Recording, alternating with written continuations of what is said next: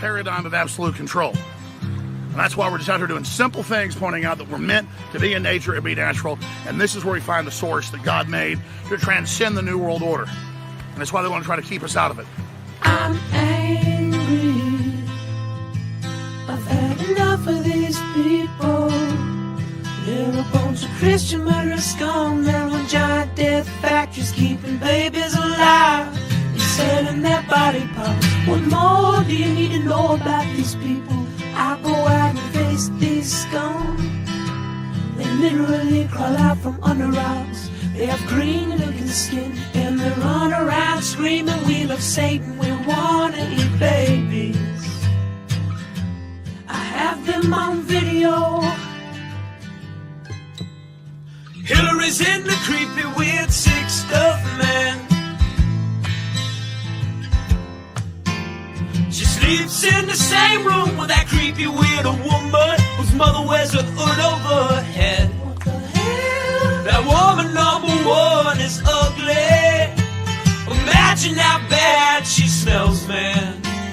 I'm told her and Obama just stink.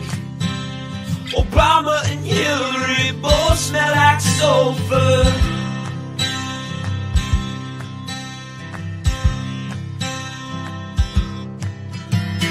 Literal vampire pot belly goblins are hobbling round coming after us. My spirit gets close to that evil and I feel it go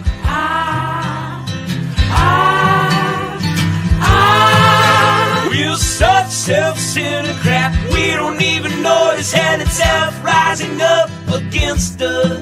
Millions upon it, people of the very worst type, and I'm so pissed. We're gonna stab your daughter at the mall. We're gonna stab your wife, your son.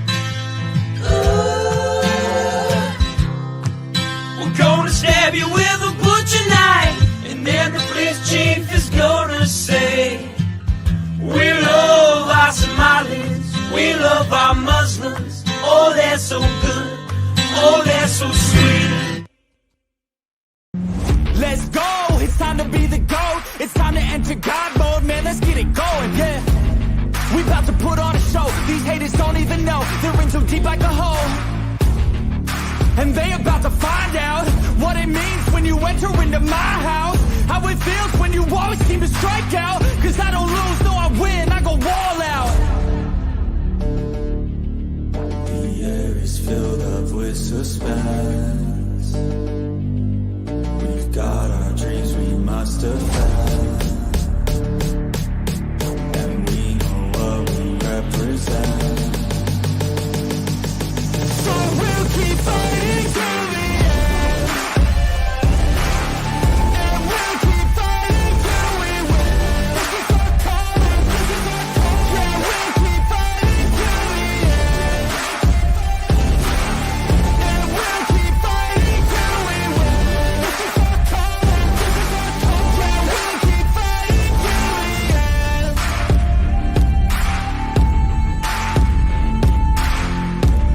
is our calling, this is our calling. This is our calling, this is our calling.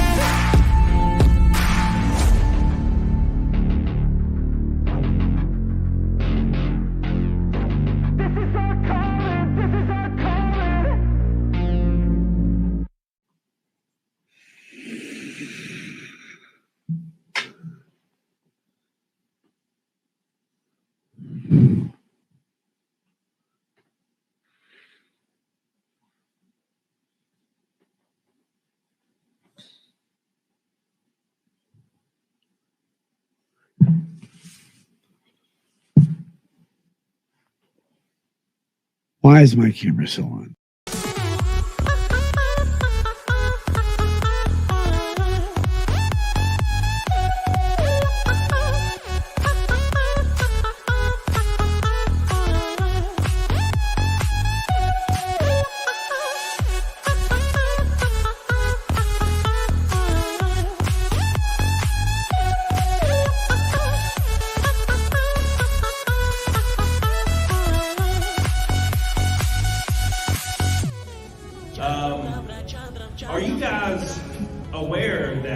We almost see no titties in movies anymore, and we only see dicks. Hey, anybody notice this? Yes, I love titties. Big old titties.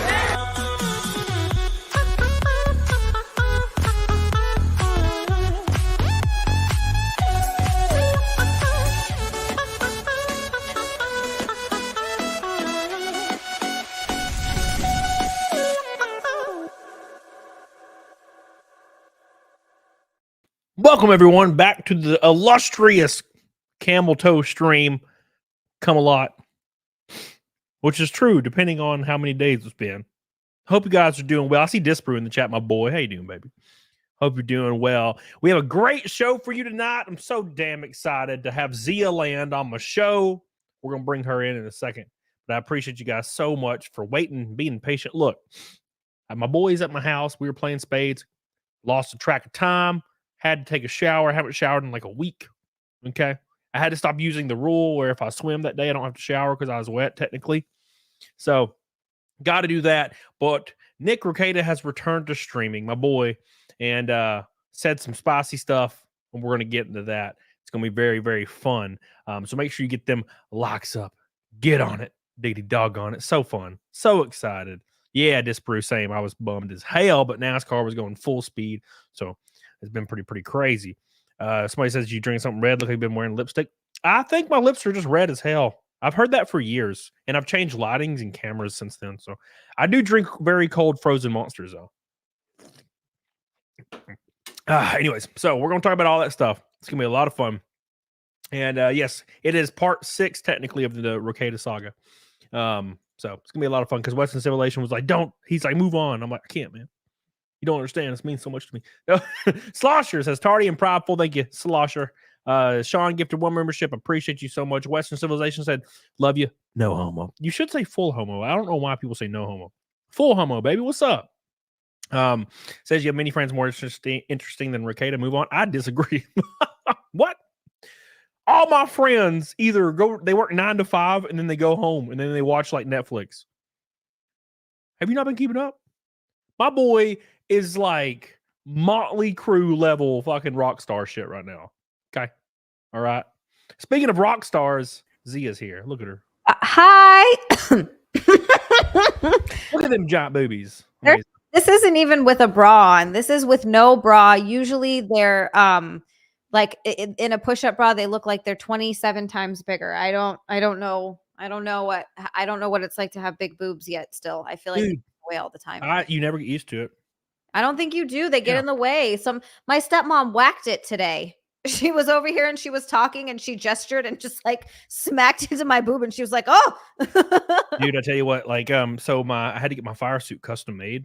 And when you see it hanging on a hanger, it's so silly because it's just like it's like 5 feet wide at the top and it gets down to my little tiny legs. I got chicken legs. I don't know if you guys knew, but I got chicken legs. Well, anyways, speaking of chicken legs, we got a lot to cover today.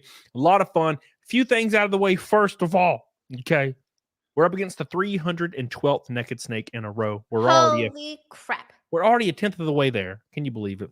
So thank you guys so much for keeping that streak alive. I thought it was going to die the other day and it didn't somehow. So thank you guys so much. And also keep in mind, every $100 super chat goes on my car for Iowa. We currently have 20 names on the car for Iowa. 20 names on the car for Iowa. And that is next Friday. Iowa's next Friday. New team, new contract, new sponsors. It's going to be crazy. It's going to be on Fox Sports. You'll see that. And then every news organization is going to be running the story probably Monday. So it's going to be pretty crazy. They got a big, huge press release Monday. You're going to love it. It's going to be awesome. Very, very excited. Thank you all for helping me get here. And I'll be opening up the deck lid of the trunk because it has cute little chickens on it. The new TimCast scheme has chickens on it. For company logos, YouTube logos, at a way more discount rate than normal sponsorship, just to help my boys out and get some people on board. And I'll probably put 40 or 50 on there. This is not related to the names on the car. So DM me if you're interested in that, because it is going to be really, really cool. I put your logo of your YouTube studio or your logo of your business, anything you want, put it on there, and you'll be also be included in any Twitter post about the race, which get quote tweeted by some big boys. So get on it, doggone it, and make sure you DM me on Twitter. The Twitter is in the chat right now. All right.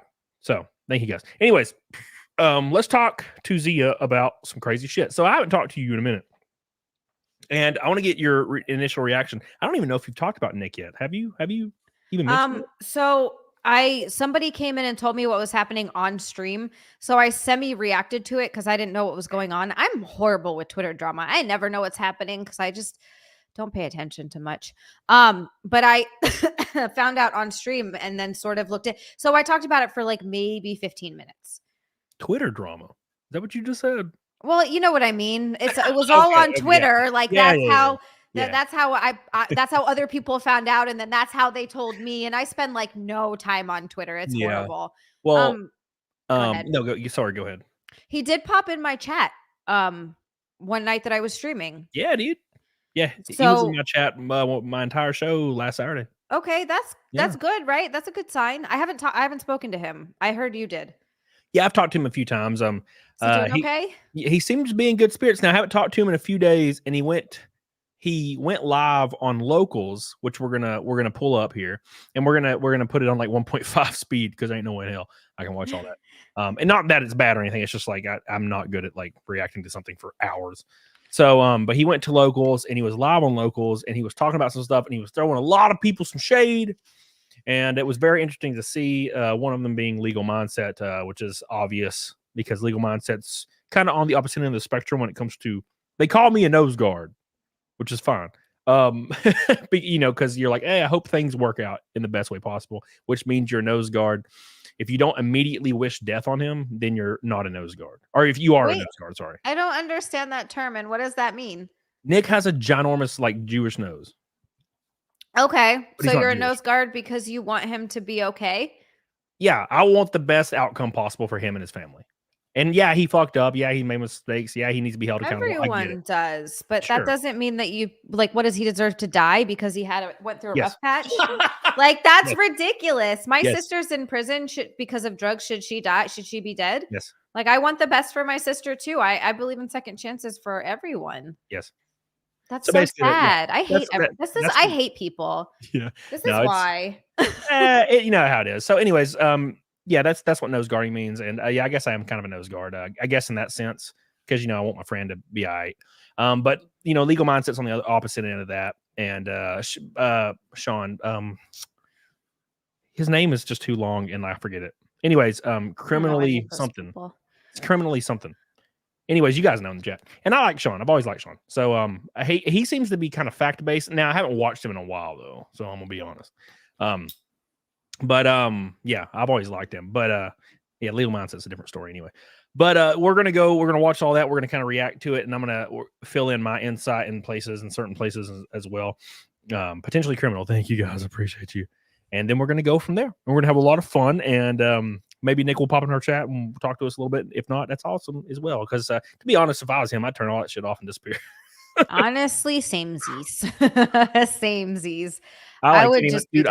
I'll scroll through like one comment and it's like Camelot's not even a real NASCAR driver, and I'm just like, no. So I'm like, I gotta turn this off right now. How dare you? Honestly, it just makes me laugh sometimes when I read things. It just makes me giggle. Well, you're a female. Giggle. You're different. Like hot women. I don't even know how hot women are affected by negative comments. All you have to do is go look in the mirror and take your drawers off, and you know, and you're like, yeah, dude, this is great. I don't know if I would say that, but like, just take your clothes off. Like, man, this is great. I do sometimes look at my boobs though, and I'm like, well, this is nice. I didn't used to have these, so that's cool. Yeah. That's how it would be if I was like 6% body fat. I'd be like, you know what I'm saying? Oh God, I wish it. Well, no, I don't. Girls don't want to be 6% body fat. We want to be. No, you look terrible at that. You need to be like 16. Yeah, between 16 and 20, I think is nice. Okay. Tater Monkey. Oh, Tater, that's a great name. Tater Monkey says everyone makes mistakes, but for fuck's sake, the dude is a father of 5 and a lawyer. Not cool. One thing if you're 20, another if you're a grown-ass middle-aged man. No excuse. Yeah, so I don't entirely disagree with this at all. Yeah. This is kind of my stance as well, but what is the alternative? So I think everybody has said that. Cecil has said this. I've said this. We've all said this.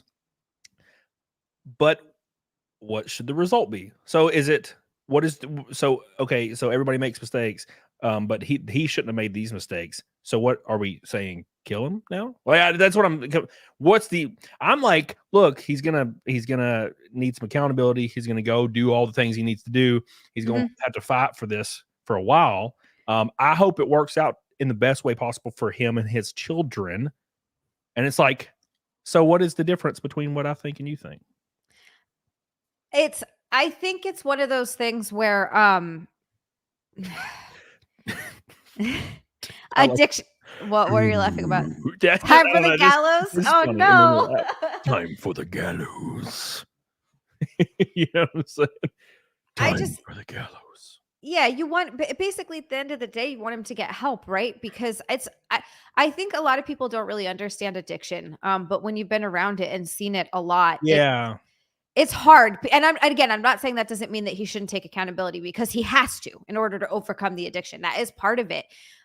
It just really, it's a really, really rough illness and a really hard disease to fight your way out of. And he's going to need all of the love and support that he can get. But he is also going to need people that are kind of like tough love, I guess, people that are going to hold him accountable as well. So it's like this weird in between where you can't just, go ahead and excuse all of his actions, but there has to be some level of empathy, especially for wanting him to get help and to get better.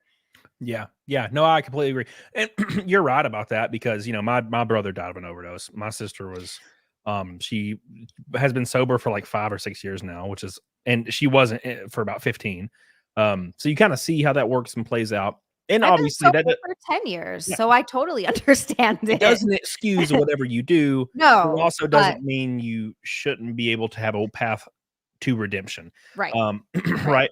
And, so Pi Susan says, result, he finds willingness to go to treatment and get sober before he overdoses. Yeah, I agree. But I don't necessarily agree with separating a father from his children, because children need father figures regardless of what's going on. They need a father figure, because the reason this country is so batshit insane right now is because of the rise in single motherhood. So I think that's good. And I think a really, really good outcome would be he has to take tests for 2 years or something, be on probation, go to classes, good, and stuff like that. You know what I'm saying? I think that would be a good outcome, and see what happens there. So that's kind of what I'm thinking. But I think, because people would say, well, but he shouldn't have. And I'm like, okay, so but what are you saying? You want him dead, or what do you want? What is the outcome you would like? I think a lot of people like to get that pitchfork mentality. You get the pitchfork in your hand, and it's like, we're gonna burn this man down because he fucked up. It's right. And this is the dangers of parasocial relationships, right? Because and I don't really get into politics too much, but Hunter Biden's a good example of somebody that has had a rock star lifestyle. And normal everyday people don't really give a fuck. They're just like, he did a thing, and that's pretty much it. They're like, it's gross and funny. He had hookers. He also has children. I think I might be fucking lying. Cody's like, he has kids. I'm pretty sure, right? Anyways, he like married his dead brother's wife. All these things, like it's pretty much almost well known. It's not been confirmed, but it looks like he had sex with like his underage like niece. A lot of weird things, and people hate Nick more than him. So that's the weird thing, kind of, in my opinion. It's just, I think what happened, a lot of it is, and it might not be 100% this, but this is just an interesting observation. It's people already hated him, and now they have the ammunition as to be like, see, he's a terrible person. He's a terrible piece of shit. It's like they already hated him. They were just looking for something to really hate him for. They definitely hated him. They also hate me as well. Oh, people hate me too. There's nothing you can really do about it. It's just sort of part of it. But it's But they'd still bang you. They wouldn't bang me. Well, that might not be true. No, dude, there are girls I can't stand that I would balls deep for different reasons. Because you're like, you stupid bitch. You know what I'm saying? A good hate fuck. Yes, 100%. That's the most important part of the hate. They might, see, Disprove knows. He already knows. Disprove, he brought it up. Anyways, let me hit these super chats. They're freaking piling up. Charles says, thought I should remind something, or I should do something nice for Cody, being that it's Pride Month and all.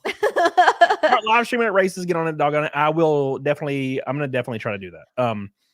I really, really have to. So this is going to be a very stressful year. I'm being hired for performance reasons because we've showed a lot of speed in cars that have not had speed in 20 years. So a team was like, hey, you should jump in our car and we're going to give you the best equipment we can possibly muster. And that's what we're doing. So now it's going to be on me. So we got to make things work. Thank you, Charles. I appreciate you. Thank you, baby. Licking Bacon says, how much to sit on cake? $500 each in a row at the same time. Dan A, thank you for 5 gifted memberships. I love you. Thank you, my friend. Classy Tech Calibration says, need a shirt with Nick and Phil O's face looking at each other saying, why is the camera still? Or both of their ejaculation face. Both of them. Or both of them in a boxing ring and they have the ejaculation face on. Can they also have boners? Yeah, of course. No, dude, Nick's was better. Way better.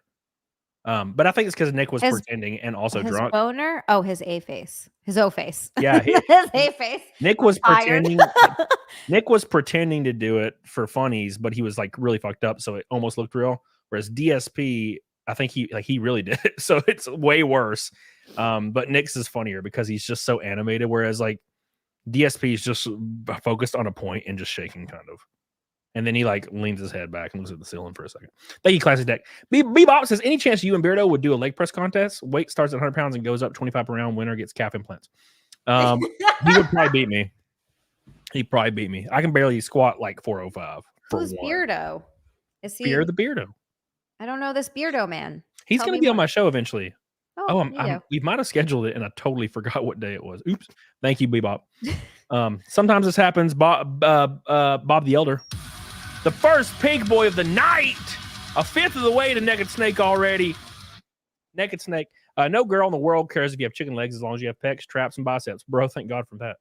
Nick looked a lot healthier in that stream. I just want what's best for him. He was an awesome D when I met him. Yeah, so in that stream, and I'll comment on this later, he looked pretty good. Now, you know, he's still a real skinny looking dude, but I think he looked kind of correct, and because you can kind of tell, and I feel like he looked pretty good there, so that was kind of good to see. He was talking he was talking with points and kind of talking about a thing and keeping on subject matter, and a few of his jokes were kind of funny. For the last couple months they've not been. He'd just be like, and then the Jews, and then blacks, and I'm just like, none of this is. He's just saying random shit. You're just saying things. These aren't jokes.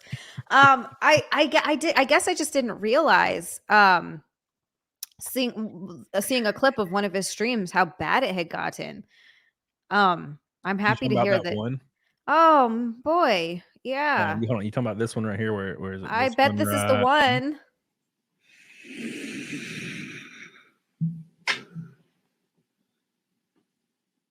That's when he masturbated, but it was not real. He wasn't really masturbating? I don't think so. It looked like he was funny. He was just like trying to be joking, but he was so messed up. Be funny, but he was too funny. It just looked so real. Yeah. Anyways, says, I want what's best for him. He was an awesome dude when I met her. He is, yeah, for sure. Thank you, Bob the Elder. I love you. I appreciate you. First pink boy on the board. Get the hell on it, doggone it. Thank you. Gabriel Knight says, I watched Nick's local stream Friday and glad he still has a sense of humor about shitty times. I'm rooting for him to have a Robert Downey. I'm kind of the same way. And I mean, Nick knows that, I've been talking about it and Cecil's been talking about it and Gundam's been talking about it. He knows. And he said that he wishes he could react in like a funny way to all this stuff, but he can't because of his current investigation. Right. Because he's like, there's so many good memes and I can't even fucking like post them. He wants to just post memes about it. What a good egg. So he's in good spirits. Thank you, Gabriel. Dan says best duo on YouTube, and Zia and Cody are good too. Oh, thank you. Oh, you're talking about our kitties. That makes sense. Thank you, Dan. Hi. Thank you, Dan. I appreciate you. Gregory Lieber says Camelot, land of Zia's milk, and Cody's trailer. Thank you, Greg. And Russell Hall says, how much just for you? 500 each. What the hell's wrong with you? He's like, did I stutter? 500 each. God damn it. 500. Come on now. Anyways, all right. So let's pull up some stuff. We're already a fifth way Naked Snake. Make sure you guys like the show. I appreciate all your support and your love for your boy tonight. I really, really do appreciate that. Let us do beep. All right. let's pull this up and we'll talk about it a little bit and see what's going down. Been very interesting to see all the stuff play out. It's been very, it was shitty at first to have to see all of it going down, and then it kind of felt a little bit better. Started getting a little bit better because I talked to Nick and. Okay, I do want to ask you about this though, because this was so. I'm so behind. I didn't realize any of what was happening. I didn't know April was living with them. I didn't know she'd left her husband. I didn't know any of that stuff. I was like, wait a second, who? And so that was a really crazy surprise. April, and then Aaron Emolt, is that how you say their last name? Somebody, I think it's Emolte, but Emolte? I could be wrong. I don't know. Anyway, he was on Chrissy's podcast and he was talking about how he was in love with Kayla. The hell was going on there? No. So what he says, okay, is Kayla was in love with him, and said she has never felt a way about a man that she does him, and her and Aaron were soulmates, and he showed like what appeared to be a text message from her, basically saying, if we can't be in a relationship, then I want you to leave my family alone, or something, implying that she still want to be in a relationship with him. I haven't been following him because I cannot watch him anymore. I was trying to watch a few of his shows, to see what he was saying, because as soon as he said shit that I knew was true or not, I'd be like, oh, and he started leaning towards it. A lot of the stuff he was saying, and I was like, ooh, and then of course it went real bad real fast. So that gave him the green light to say whatever, I guess. But I just can't. Why he's unwatchable, man. I honestly have never watched. He's got this disc jockey, and I know a lot of people like him, and a lot of people that I know in real life, they know him in real life, and I get it. But I just don't like. I do not like disc jockey, radio jockey personas. Yeah. The Howard Stern stuff. I think it's the fucking gayest shit in the world. Okay. The fake asshole, fake offensive thing. That's so gross. But it's not really who you are. You're just and it's worse when some people can pull that off in a way that's funny. But you have to be really good at it. Most people do it and they just suck at it. Yeah. And they're not good at it, and it's not funny. So someone was also saying in the chat, okay, yeah. Aaron also said that he was saying he was in love with her too. Maybe. I didn't watch that long to get to that. Cody's like, I'm not watching. The lore there was just too much lore, and I was watching him kind of talk about certain stuff, and then there's a point where he would release some damning shit, and then he would smirk and laugh, and I'm like, he's doing this for some good shit. He's just doing it because, I get it. So, and people will call me a hypocrite because I'm streaming about it right now, but hey, I've known Nick for years, and I've been just following the situation, and it's fun to talk about it in a more of a positive light. So right. You're not schemy with the way you're talking about it. Yes, exactly. Yeah. Western Civilization says Nick will have a comeback with Kayla. What does that mean? Hold on. What does that mean? I don't know. What does that mean? All right. Anyways, so I got Bob the Elder popping up to super chat. Says, I don't believe a word of anything Aaron M. Holt has to say. He has an obvious axe to grind. Even worse, he has an active interest in making money from all this. Pure bias. Yeah, I can see that. Well, his wife was off living with and possibly sleeping with them or something. So yeah, of course he's pure bias. No shit. Whatever was happening there. You know that skeleton reel? Have you ever seen the reel? And it's a skeleton, and he's standing at a funeral. No. In a casket. And it's she was a great person, and the skeleton's she was so loved all. Yeah. When you're yeah, possibly sleeping. I'm anyways, thank you, Bobby Eller. Pure bias. Yeah, sure. Yeah. Hey, Johan Noxos is up tonight. All I gotta say is, look, I don't know. Okay. But if I have a 102-pound blonde girl living with me, staying with me, just there or whatever, and she takes her pants off every once, it's gonna happen. Do you know how I am? I don't know. I know how you are. I don't know. No, I don't know how that whole dynamic was working, because obviously you hear things, but these are people saying things from the outside, so you have no idea, Yeah. Yeah. Well, at any rate, I'm just saying, yeah. You can't put an attractive girl around me if she's like reciprocating, is what I mean. Well, yeah. You know what I'm saying? If she's like, well, take my underwear off, and I'm like, yeah, like yeah, I'm not gonna say no. yeah. All you gotta be is kind of hot, bro. I ain't got my standards are very low. Shut your ass. Madio says saw a video on Nick from Turkey Tom. So apparently his family was rich from embezzling an endowment. Okay, so I saw that and I've never heard this before. That blew my asshole at the wall. And I'm guessing this is old, like Kiwi, like farms lore. I don't know, man. I don't follow it. But I was watching the Turkey Tom video and there was something about that.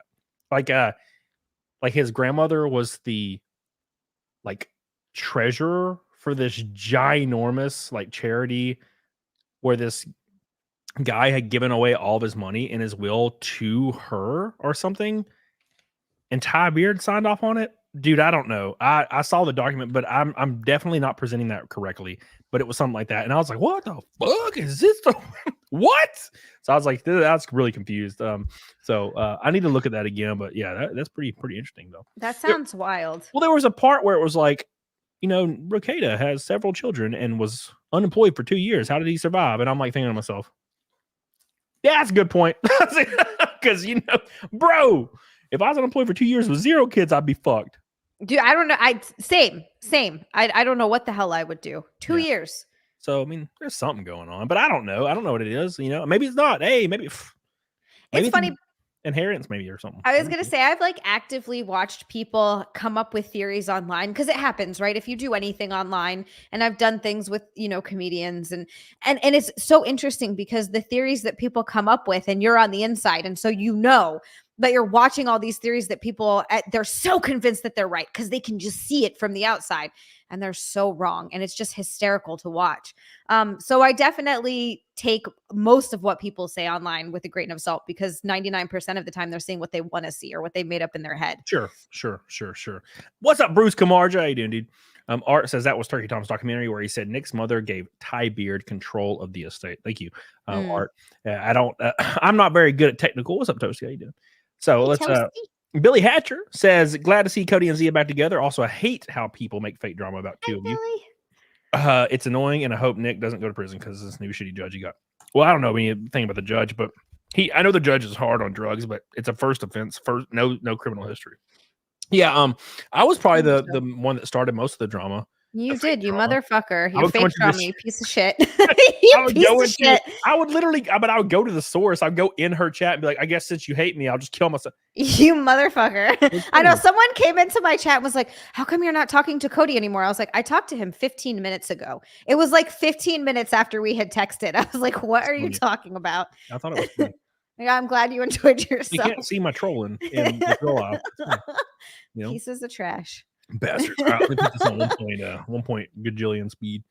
1 point, where's playback speed? There it is. All right, we'll put it on 1.5. All right, so I have this is Nick Rekieta's first stream back on the internet after all the crazy shit went down. So it's gonna be very, very interesting. Consider the source of Turkey Tom. I don't know much about Turkey Tom. I don't know. I just know I've watched a few of his videos, and he has fun videos. They're really interesting. I'm not good at interesting videos, right? I have one editor, and he's very autistic. That's all I got, but he's very cheap. So, gotta do what you gotta do. So anyways, so let's watch the this. ones. And thanks again, Billy Hatcher. And thanks all my boys. We're one orange and one red away from a rainbow. Not every $100 super chat goes on my race car for Iowa. Fox Sports won the NASCAR Arca Menards race down there. It's going to be a really hot day. I'm glad I have AC and a drink. Thank God. And then, of course, DM me for very special opportunities in the future to be on the Tim Cast car all year with me. It's gonna be cool. How much does that cost? $1,000 or a butthole pick? Butthole pick. Oh, okay. $1,000 for everybody else, but a butthole pick for you. Even though I've already paid like $1,300, but it's fine. All right, here we go. Let's pull this up. I'm very surprised. I never got that. Anyways, all right, here we go. So this is the video. This is the local stream, and we're gonna play this, and just kind of get a feel for what's going on with Nick, because he hasn't really got to say his piece, and he says a lot of his piece here. Obviously, he can't be super detailed, so we'll see what happens. Anyways, go on. Studio. My old studio is changing, right? So I'm redoing stuff. One of the things, someone got through major withdrawals. There you go. The main thing that I am doing as part of all of this, I do have to say his mic quality for some reason in this stream was a nightmare. Yeah, it's horrendous It was sounding. a nightmare. hubbub is I kind of have to remove. I don't have to. I shouldn't say that. It's not the appropriate thing. I'm removing as like a major theme of the show alcohol, at least for the known future. You said the mic is clipping very hot. Yeah. So okay. So this is something he said. I think in locals or on Twitter, he's removing alcohol from his show as a theme from for the foreseeable future. It should be forever. Yes. This is, I know I've brought this up a couple of times, but I talked to my sister recently, and we actually did have a conversation about this. For people who don't know, my sister's in prison for a lot of meth related and just drugs in general, but meth was a really big one for her. Charges, a lot happened over some years. And I'm just sort of hearing about the specifics of some of the stories that she told me. But I think something that she's been in prison for 4-ish years now. And I think she's just starting to come to terms with the fact now that she won't be able to drink. She won't be able to smoke weed. She has to completely stay away from everything. You can't be sober from one thing and not everything else. So I hope that he really does come to that realization, because you're right, never again. But not everyone gets there. A lot of people sometimes think, oh, well, I can just have a drink or two. I did that for years until I realized, no, I can't. So I can never drink again in my life. That's it. Yeah. So thank you, Psychotic Mongoose, for your gifted sub. So yeah, I agree. Now to be fair, Nick's been a casual drinker for probably at least over a decade or two. And it only seemed to get really, really bad, maybe with stress. So that maybe he could come back and forth. Probably just don't do it. But just don't do it. As far as any substances go, yeah, I would fucking be dropping all that immediately, like without question. Yes. So and for people who are asking if my sister looks like me, she does not look anything like me. It's actually funny. Cody has seen her. Yeah, she looks Hawaiian, and Zia, who is also Hawaiian, is just white looking. It doesn't make sense. I look like my dad. Rick Nikita says he seems more homosexual. Rick Nikita. That's funny. That's Nick's name in my phone. Is it really? Yep. That'd be funny if that's actually him. That's his alt account, and he's like, I'm gonna fuck with Cody a little bit. Yeah, I doubt it. Thank you, Rick Nikita. Anchor Fist becomes a member. Thank you, my friend. All right, let's continue down the road of self-destruction. But it's not showing me that on my. By the way, somebody said the mic was fine on the stream, but it's because of the copy of the stream. I watched it live and it was terrible. Oh, okay. I was in my pool and I was drinking claws, and I was like 8 claws deep, and I was floating in my pool watching the stream, and it sounded pretty bad, and I was tipsy. So it's actually showing it's not doing that at all. Let me see. We'll get this thing set up. I like the setup. I kind of like seeing the chat in the background flop around. Yeah, I can see the volume. It is a little high. Hold on. Come on, Nick, fix it. All right, we're live here, Nick. We'll bring it down a bit. That should be better. I'm not used to broadcasting with this mic in this room going in the way it is. So it sounds like it's like underwater almost. Yeah. All right. So here we go.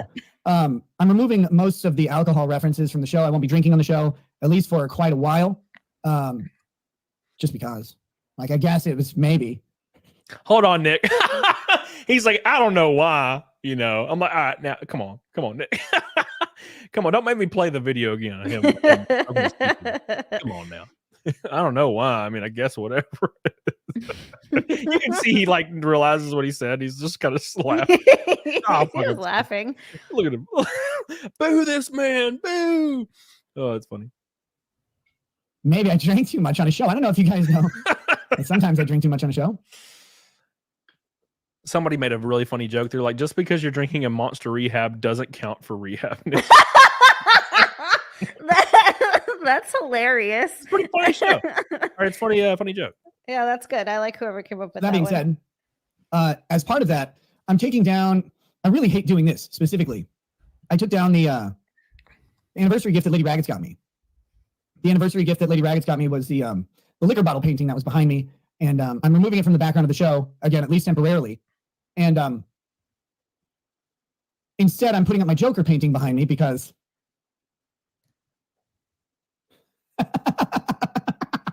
I don't know what this means, man. Is I don't he know what this trying to means. say he's the Joker? Is that what he's trying to say?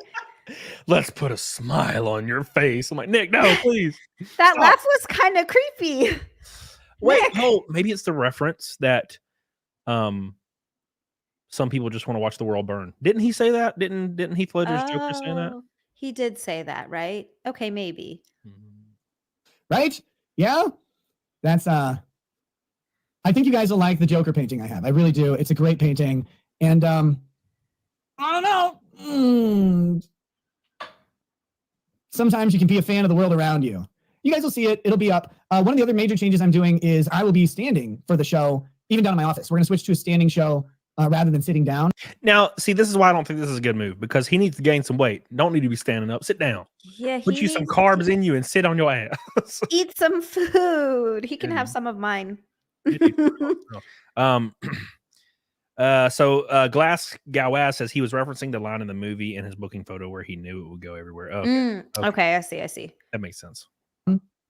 I think that's a big part of doing the show and keeping my energy level up and keeping the show length actually at a reasonable pace rather than going like 6-7 hours of shows or whatever. Like I know I haven't done a lot of those recently, but by standing up, it keeps me active and moving. It keeps me in my sort of natural talking element. I don't like talking sitting down. I do it on the show, or did it on the show because I had to.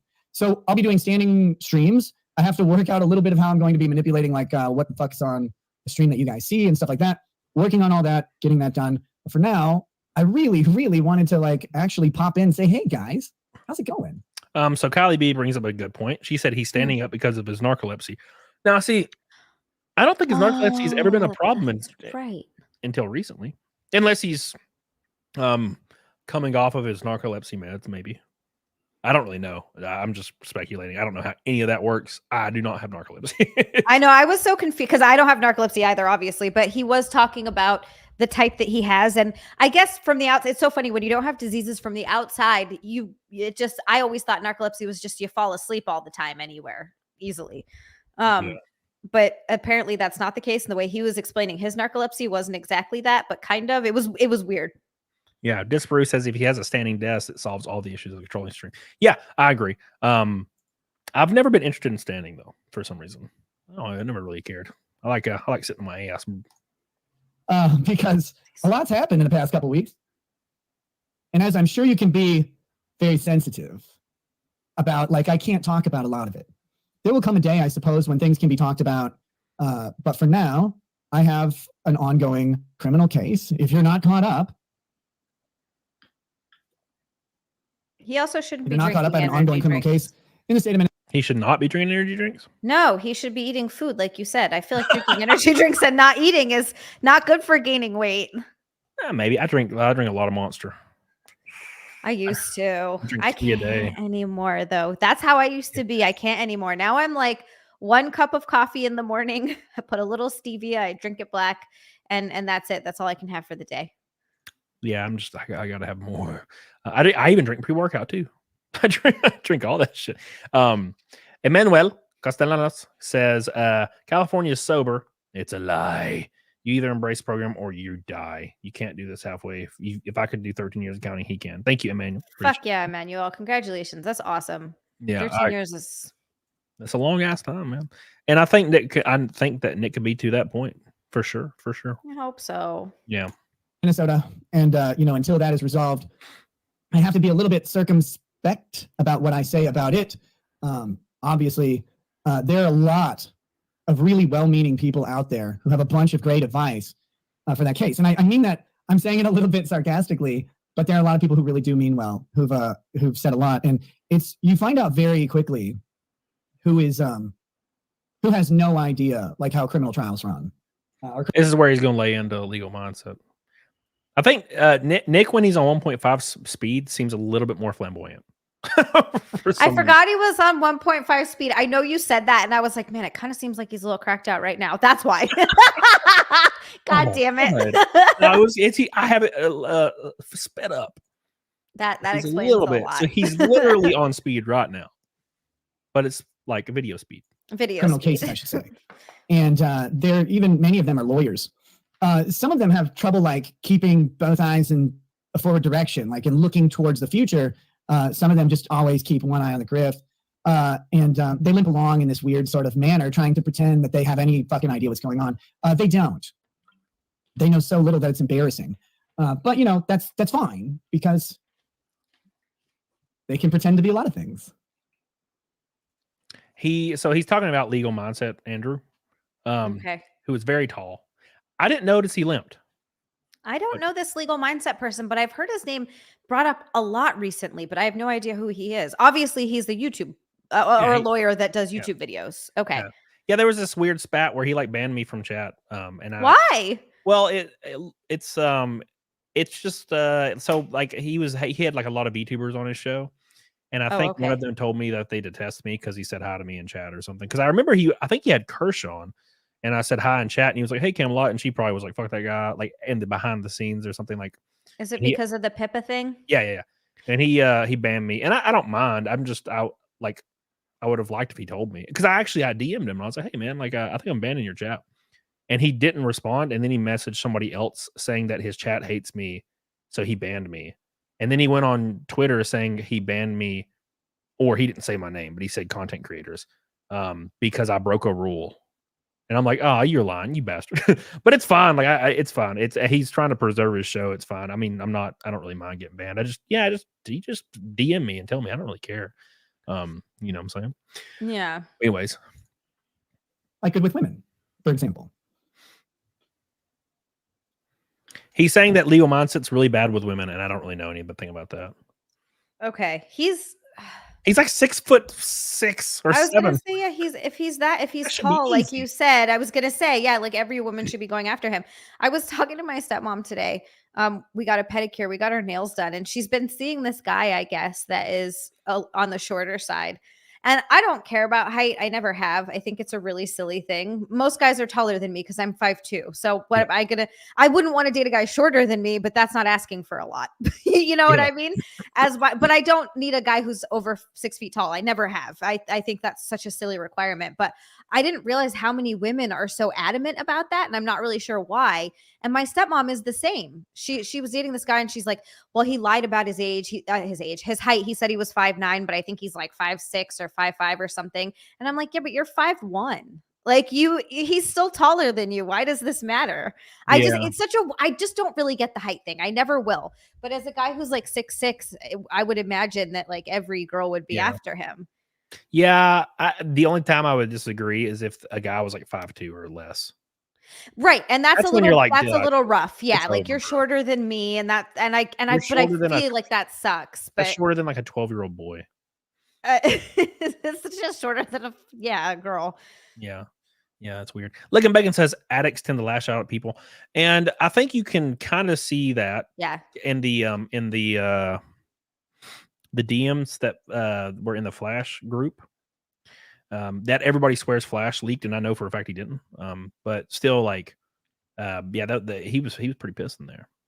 But Flash is like a no bullshit guy. Like he was like, "You're a monster. You're becoming a monster, Nick." And Nick's like, "What the fuck?" So it was pretty funny. On the outside looking in, NM says, "Whoa, I'm 5'1". F, what the fuck? Are you a guy? That sucks, dude. I'm sorry, man. I am sorry. Even Leah said she's sorry. Look at her. I feel terrible. 5'1" is so short, though. That's shorter than me, and I'm shorter than everyone. Like I feel like a midget compared to every person I stand next to. Yeah. Anyways. But that being said, we'll just move along past that, and we'll just go ahead and not worry about it. Some very well-meaning friends have reached out to me and have sent me lots of love and support and all of that stuff. You know, the problem is they want things like they're moving at the pace of internet. They're moving at the pace of internet. They want things done like now. Yeah, like, guys, it's a criminal case in fucking Bumpkinville, Minnesota. This is one thing that's frustrating to me about this whole situation is I want to see it play out immediately. Yeah, and kind of get behind him, and I know it's going to be like a year or two. At least this stuff takes so long. They got to do the investigation, and then there's all the fucking court hearings and the appearances, and then the judge postpones it. But it takes so long to even get in front of a judge. Yeah. The whole thing takes forever. Yeah, it's wild. Good Gravy says, how tall is Camelot? I'm 5'11", which is the same height as Tim Pool. And I was blown away because I remember I met him, and he was wearing flats, and he walked up to me, and he was like right at my eye level. And I was like, what? Did you think he was shorter or taller? I don't know why I did. So I like turned around after I talked to him for a minute, and I Googled his height, and it was like 5'11". And I was like, what? I can't believe it. I don't know why. I just thought he was shorter. Like, it's weird. It's the beanie. I think it's the beanie. It might For be the beanie. for some reason, I thought the same thing, and I think it's because of the beanie. I don't know why. Yeah. But anyways, at any rate, he's surprisingly taller than I ever expected. He's a great dude though. I DM him all the time about racing. He's super supportive about all of it. So it's really cool. Oh, that's so cool. I like that. Yeah. Anyways, The prosecutor still has to like learn how to type. It's going to take a while. That's a joke. She knows how to type. I've worked with her before. She's very nice. But no, so like literally, legitimately, you're like, you got to get this thing done and done and done. It's like, guys, it doesn't go that fast. It doesn't go that fast out here. It might in other jurisdictions or whatever. Out here, it doesn't. And really, there's a whole bunch of considerations that go into a case that affect the timeline. And I'm not in control of pretty much any of them. If you've never been... That's the thing he's talking about, how like these court systems are still very old. Mm-hmm. They refer to everything like YouTube, like content creators or influencers. They refer to them as like live vloggers, like a term that was used in 2002 for like 8 seconds. Okay. Rage Pig Register said, "Damn, Cody, use them upload." I am, yes, I am. I showed your channel on screen. Okay, you can't yell at me. All right, this is called transformative Rage Pig. Okay, come on now, get on it, doggone it. Charge with a felony. Let me just enlighten you. The state tells you what will happen when, and that's about it. So that being said, again, I'm not going to sit and talk about the case.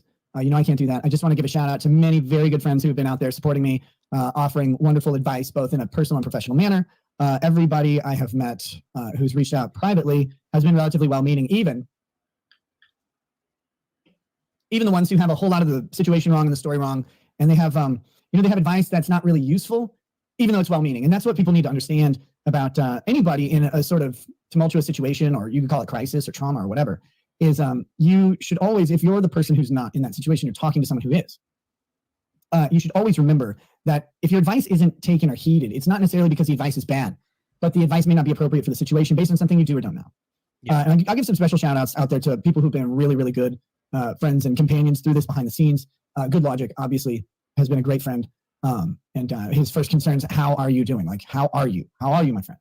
Yeah, Good Logic messaged me like a week and a half ago about it, and we talked about it like for hours. So yeah, Good Logic's a good dude. And he's really been great. Megan Fox has always been concerned about how I'm doing, how my family's doing. And that's been really, really great to see as well. Some of the others, I'm not going to mention some people because their discussions with me have been anonymous and confidential, and they can stay that way. But I will throw a special shout out to DUI Guy, who I've been talking to as well. And he's made a very, very generous sort of offer towards me. Whether or not I take him up on that offer, it remains to be seen. But he's been nothing short of very, very fucking supportive and really, really earnest and genuine in that support. So obviously there's a ton of my other friends who are out there. They know who they are. I'm not going to put everybody on blast. Those three have been relentless. I just want to speak out and say that I was voted #1 nose guard for whatever reason. And even in Nick's mind, I wasn't even in the top 3, bro. Okay. And I was voted #1. Now, granted, it was a random guy that voted me #1 with 0 votes. It was just him. But still, come on. What's up, Steve? How you doing, Agwal? Oh, and I guess I would be remiss if I didn't say Ryan the editor, who's like credited himself automatically with not being fired so goddamn much. Guys, if you don't know this, I'll only do this once. But Ryan the editor is one of the truly, genuinely most stand-up people that I've met in a long time. He's a great dude, and always primarily concerned with how the people in his life are doing, even to the detriment of himself, which he shouldn't do because he deserves to be he deserves to be like taken care of in his own way, and hopefully a nice boy will do that for him when he grows older. But he's a genuinely great dude, and he's been he's been checking on me quite a bit. So I won't fire him for a little bit. Yes, there are others. Maiden Iron is pointing them out, and other people are pointing them out. Viva and Barnes have been very steadfast stand-up guys. Barnes' indignation about the circumstances of the search warrant are really interesting. I can't talk about arguments or legal strategy that I am taking or considering or whatever, but Barnes has some really interesting observations, and I think people can go watch. So, look, I encourage you to watch whoever's analysis of whatever. There's some good analysis. Somebody says, has Nick's nose always looked that fucked up? Yes. 100%. Analyses out there. There's some bad analyses out there, as always. I have watched basically 0 of them. I've gotten summaries, I've seen clips and stuff like that. I don't have time to do it right now. It's crazy. Most of my free time right now is responding in some way to some messages from someone. And someone's always like, it's weird because you want to like just queue up messages and be like, okay, I'll get this one, then this one, get them in order. But it doesn't work that way. What ends up happening is I suddenly have a little bit of time to go ahead and tackle some social media communications. And what I find is I'm responding to the most recent one that has hit me at that time. And that's the best way, because the support and the concern has been pretty overwhelming, which is great. I also have to say, obviously, Camelot, my boy, is out there.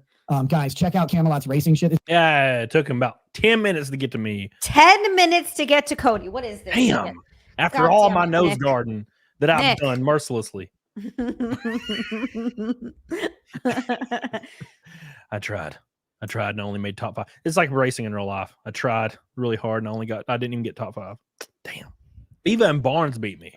The fact that you got top 10 is all, and your first year racing in NASCAR is pretty fucking impressive. Yeah, and this is not related to what we're watching, but I was running 9th in Charlotte on the lead lap, which is a big deal. Because big ass track, fast track, and we finished 13th because we didn't take tires on the last run. But I restarted 3rd, so that's pretty cool. And that's pretty bad. All those overperforming and like just underfunded rides really got the few teams notice, and they all started contacting me. So I basically went with the best offer, which was a very good offer, and that's what I'm doing. So that'll be announced Monday.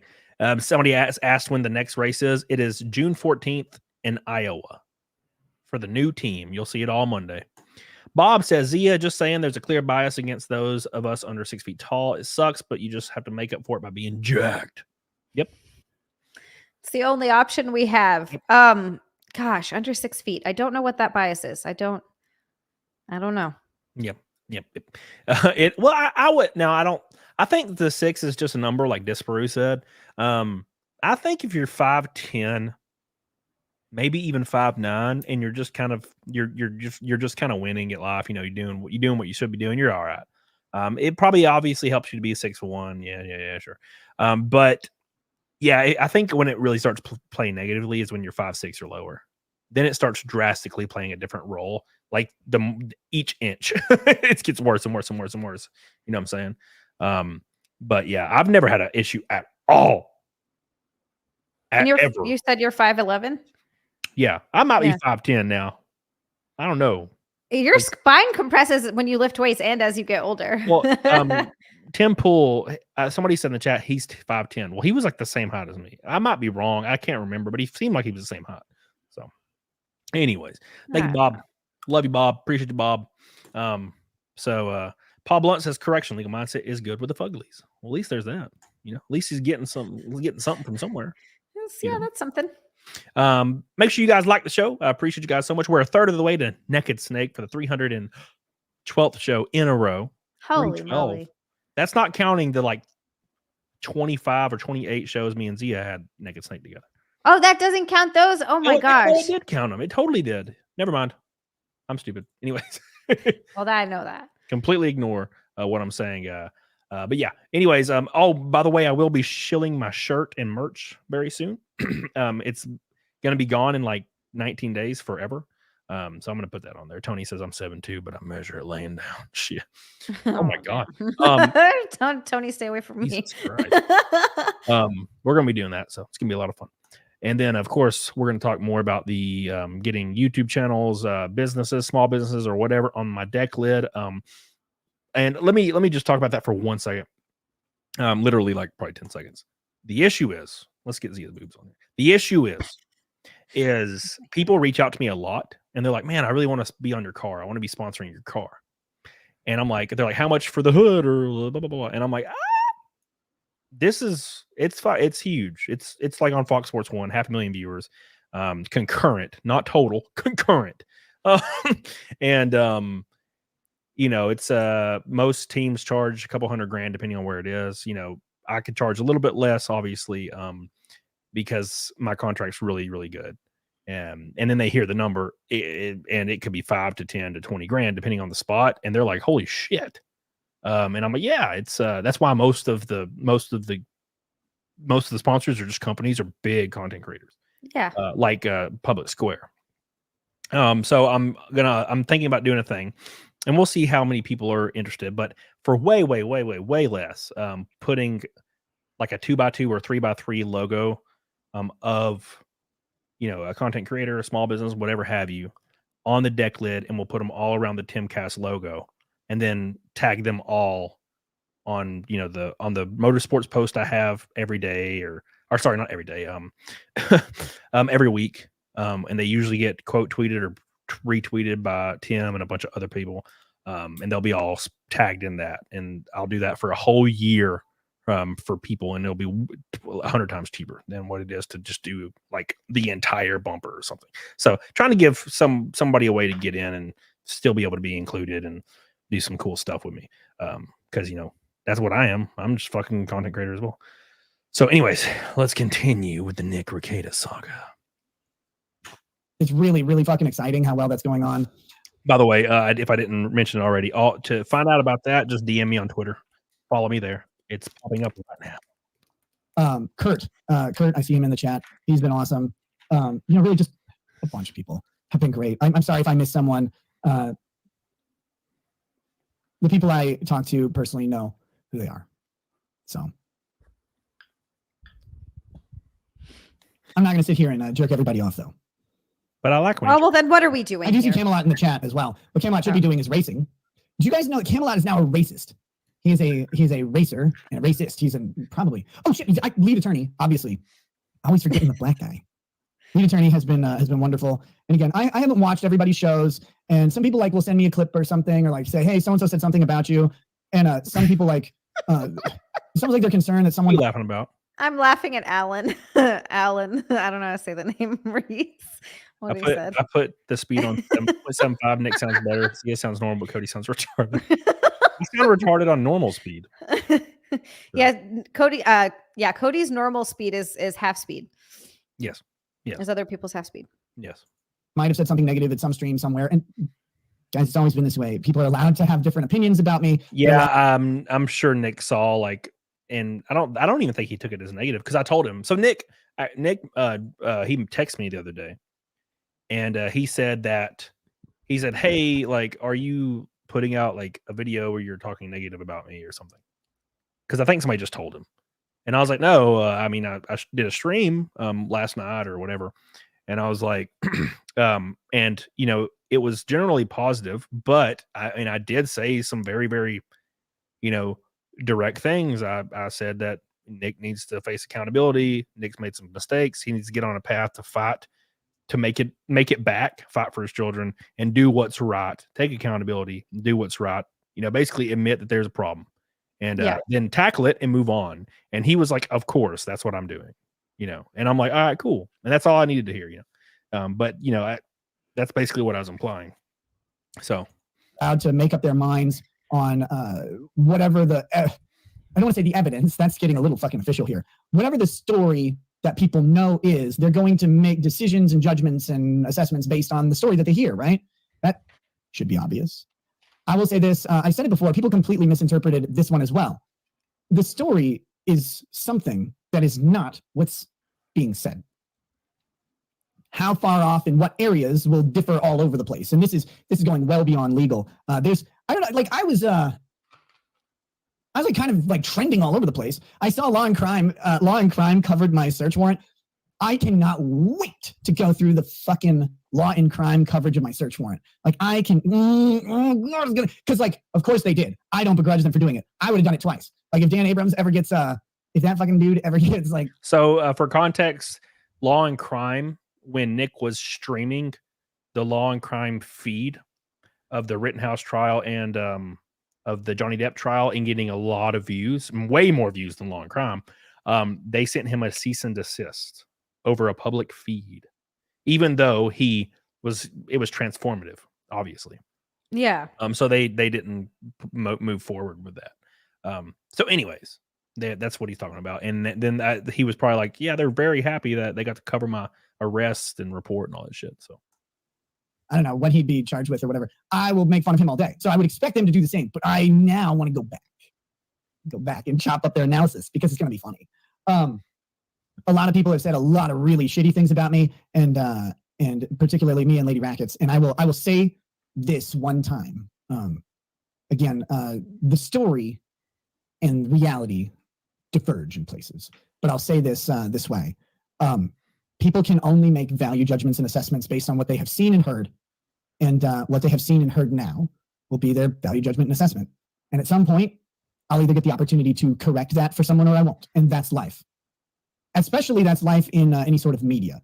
You get the opportunity to speak, and people may not always take the opportunity to listen. And if that's what people decide to do and they've made their judgments, then I can't begrudge them for that. Of course, when things are said about you, when allegations or inaccuracies crop up, you want to run out and address them. yeah, that's a good point. And also, Chad's tape says 5 kids, and you're hoping for his redemption arc. Yeah, his redemption arc to be there for his children and to raise his children. Yeah, of course. Not absolutely. a redemption arc that I can't wait for him to come back to streaming and rule the world and streaming. No, I'm talking about personally a redemption arc. I don't see a situation where you'd ever want your kids taken away from their father unless it's extenuating circumstances. Well, yeah, Like- unless he like really fucked isn't up going to shit. get, if he's not going to get his shit together, but Yeah. he is, if he's trying to get it, that's what you want, right? Obviously. Yeah. So that's kind of what you're referring to there. Like I said, you gotta look at it from this perspective. And so he's saying he won't have. Chad said he won't have a redemption arc. Okay, and that may be true. I'm just saying that's what I would like to see as far as personally. Now, also one of the things that I mentioned before is people are like, yeah, well, he has 5 kids. He made more than a mistake, and I'm like, okay, so what do you want to happen? Because I agree with you, but I want things to work out and for the best for him and his family and children. That's what I'm Yeah. saying. And I'm like, what do you want to happen? Because it sounds like when I say, there's some shit happened, but I hope things work out in the best possible way for his family. People are like, well, that's wrong. And I'm like, well, are you saying you want him dead? I don't understand what the alternative, like, do you want him to go to jail for the rest of his year or his life? I mean, what do you want? So like, I want to know what you want. What would you like to see happen? This is a very similar sort of mob mentality when people want to cancel someone. And that's like if someone says something racist, for example, or does whatever it is, and they go back and they find old jokes, they want to cancel them and they want them to, I guess, lose their livelihoods, lose their job. Oh, these people shouldn't live. They shouldn't have families. They shouldn't. I think it's true. I think people, obviously not everyone, I'm not speaking for everyone, but they don't want the person to be able to live or have a life anymore. Yeah, I agree. See, so I want to know, I want some clarification because I'm not like angry or shitting on anybody. Let me pull this up just for a second. So Horn says it's such a shame. I used to love you, but there's no excuse for what he did. Okay, so what? I don't think you were making excuses. What is the alternative? Like my very first show back, I was very critical. So critical that people on Twitter was like, "Wow, I was surprised Camelot actually like was straight up." And I'm like, "Yeah, thank you." So I've never made an excuse for what he did. I said the things that he did was fucked up. And if the child allegations of them not eating and shit, if that's true, that's fucked up. I get it. But I would like to see a positive outcome. So what is the alternative? Are you saying you want him to be shot? I don't understand what the alternative is. Are you saying you want the outcome to be worse for him and his children? That's what I'm confused about with this, because people keep saying this, and I'm like, well, what do you want? So you want a negative outcome? So do you want his children to be hurt? I'm confused. Like, do you want his life to go down the drain and his children to go into the system? Yeah, I don't understand what the alternative is here. Like, I agree with almost everything people say when they're like, he's made a mistake. And I'm like, yeah, sure. Absolutely. So El Togero says, okay, and this is at least somebody said something. Shit. So Inglaterra says prison. Okay, that's a valid point. But if he do we goes to want prison, his children lose their father. Well, this is what I was going to say too. Prison is the whole idea behind prison. Prison is reform, right? The whole idea is you go to prison, you come out reformed. Does that happen? No, absolutely not. I think it's a very, very flawed system. Yeah. But that being said, how long does he go to prison for that is going to be acceptable? And when does he get a redemption arc there? Does he turn his life around, or does he spend the rest of his life in prison? He stays an addict and fuck him. You know what I mean? So that's the other problem. Right. So yeah, and I don't think that's not a valid thing to say. Prison, or I would like to see him in prison for a year. I'd like to see him on probation for 2 years. That's what I said. I mean, I think probation will be a good spot, and I think rehab would be a very, very good spot. When my sister got arrested, I was so relieved, and I know that sounds insane, but I was happy. I was so happy because she was never going to get help otherwise. She was out on the streets. No one knew where she was. Every fucking 808 phone number 808 number that called me, I thought was going to be someone telling me that they found my sister's body. And it was horrible. And it was heartbreaking. So when I found out she was arrested, I was like, oh, thank God. Prison was the best place for her, and possibly the best thing that's happened to her in her life. I don't know what she's going to do when she gets out. I hope against hope that she's going to get her life together. That might not be the case, but yeah, yeah, and that's the thing is, it's not a bad thing. Yeah, and that's the thing is, the person said again that the family would get them. Well, the family might get them. Maybe you're right, but they would still lose their father. And growing up without a strong father figure, the same father you've had, puts the society and community in a very, very hamstring situation, just like it is currently in the U.S. The rise of single motherhood has completely destroyed this country, irreparably destroyed it. And I feel like the same people that agree that single motherhood's completely destroyed this country are the same people who are wishing that his children don't have a father anymore. And it doesn't really make sense to me. And it seems more parasocial, like, hate, which is fine. Like, look, dude, I get it. But Horn says not prison, rehab. Yes. Well, then I agreed. So why would you say I used to love you? I hate people making excuses when we literally, Horn, think the identical thing. I don't get it. Yeah, I don't think anyone's made excuses for him. It's just you hope he gets his life together. That's really all it is. You hope that he has that redemption arc for his family. That's the entire point of it. Yeah, it's very strange, but hey, it's all good. We're massive amount of coke. He's going to do time. Well, so from what I've read, it's when you have zero criminal history, there might be things that could be worked out. Some people say there's absolutely no way he's going to see time. Some people say he was. I'm not a lawyer, so I wouldn't really know, and I don't know Minnesota law or anything. No. Josh 316 says he is a write-off, sad because I enjoyed his content. Don't wish any ill will, but after everything, move on. I hope the kids end up in a good spot. And I don't disagree with that fact either. If you didn't want to watch him because of what happened, yeah, that makes sense. I mean, you can have any reason to stop watching someone. Any reason to stop watching someone's content is a valid reason. Sometimes I've watched YouTube content that I'll go away from and then come back 2 years later just because I started watching other stuff or my mind wandered or whatever ADHD shit I have. People have their personal beliefs and it's going to happen. You're never going to make everyone happy with. He could still be the perfect father and some people are going to be pissed off for God only knows what. But this is a valid reason. Okay. Yeah, I agree. And Chad says he's literally high on the clip you're playing.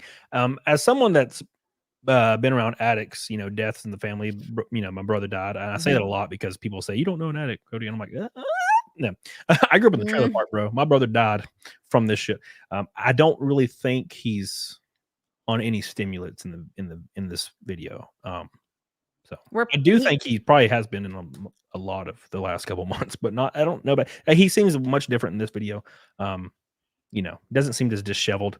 By the way, thank you, Josh 316. I appreciate you. By the way, there's some breaking news, and I'm going to cover it after the super chat. Vaba says, I was backstage in Nashville, never saw the drugs. He either hit it well or wasn't on it yet. Then all I saw was drinking back then. Yeah. No clue. Thank you. Thank you. It's funny how people will say that cops lie until they come after the people they hate. Well, now granted, it's I get it. It's again, it's confirmation bias when it comes to Yes. who you already prefer online, and Right. it's something that I'm very, very hyper aware of. I'm, and I'm not mad about it. But it's the same way. It's the same thing, kind of. And this isn't like, it's kind of loosely related.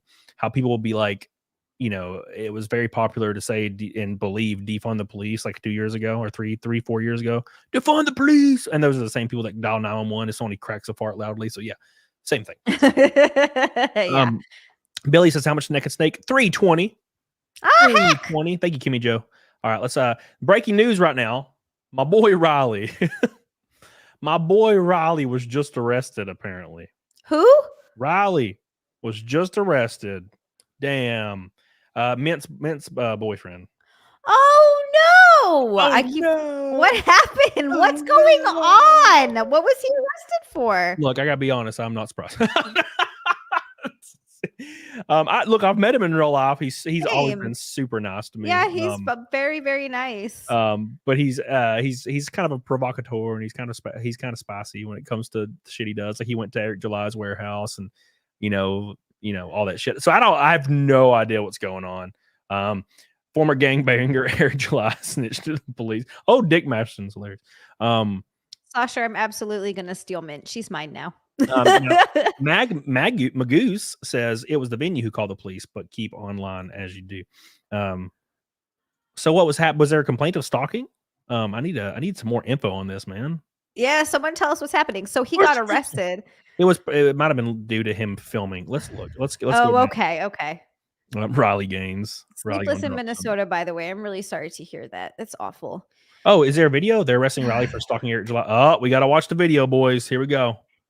It's the video of Riley getting arrested. Here we go. Let's see what's going on here. It's not very helpful, but let's see. So apparently they're at a I think they're at a meetup, aren't they?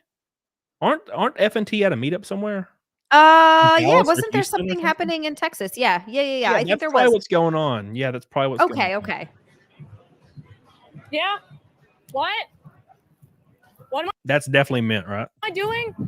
Wait, I can't see anything. Can you put it up? Oh, sorry. Am I not sharing this? Oh God, I'm stupid. Why do you let me boomer? You just let me boomer all the time. You don't tell us. I was like, wait, what's happening? I can hear it. I can't see it.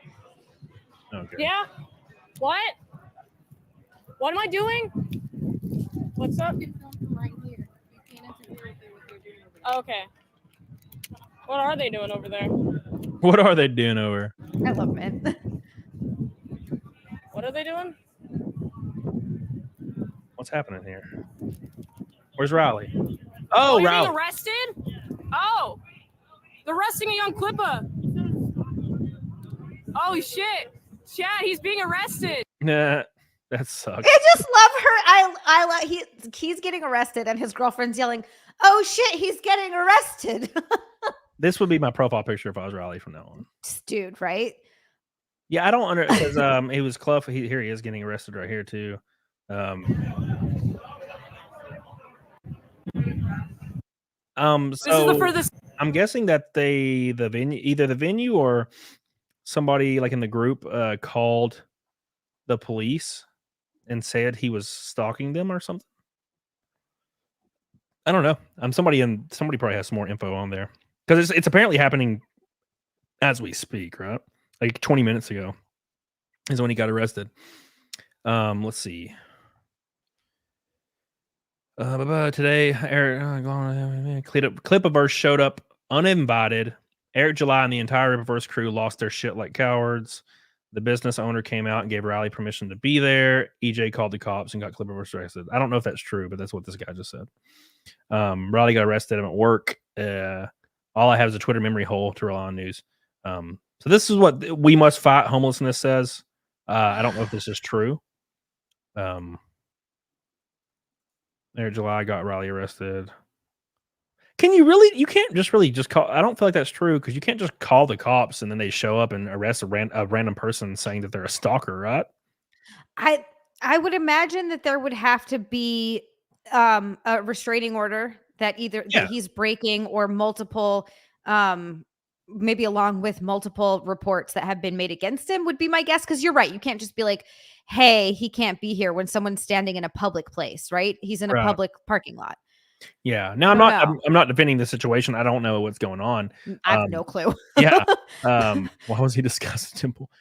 So the thing is, the venue can kick him out, sure, for trespassing. I guess if he's, any private place can kick you out. Like I kicked out people from GameStop all the time. Okay, yeah. But as far as if the owner actually came out and said he's allowed to be there, I don't know what's going on then.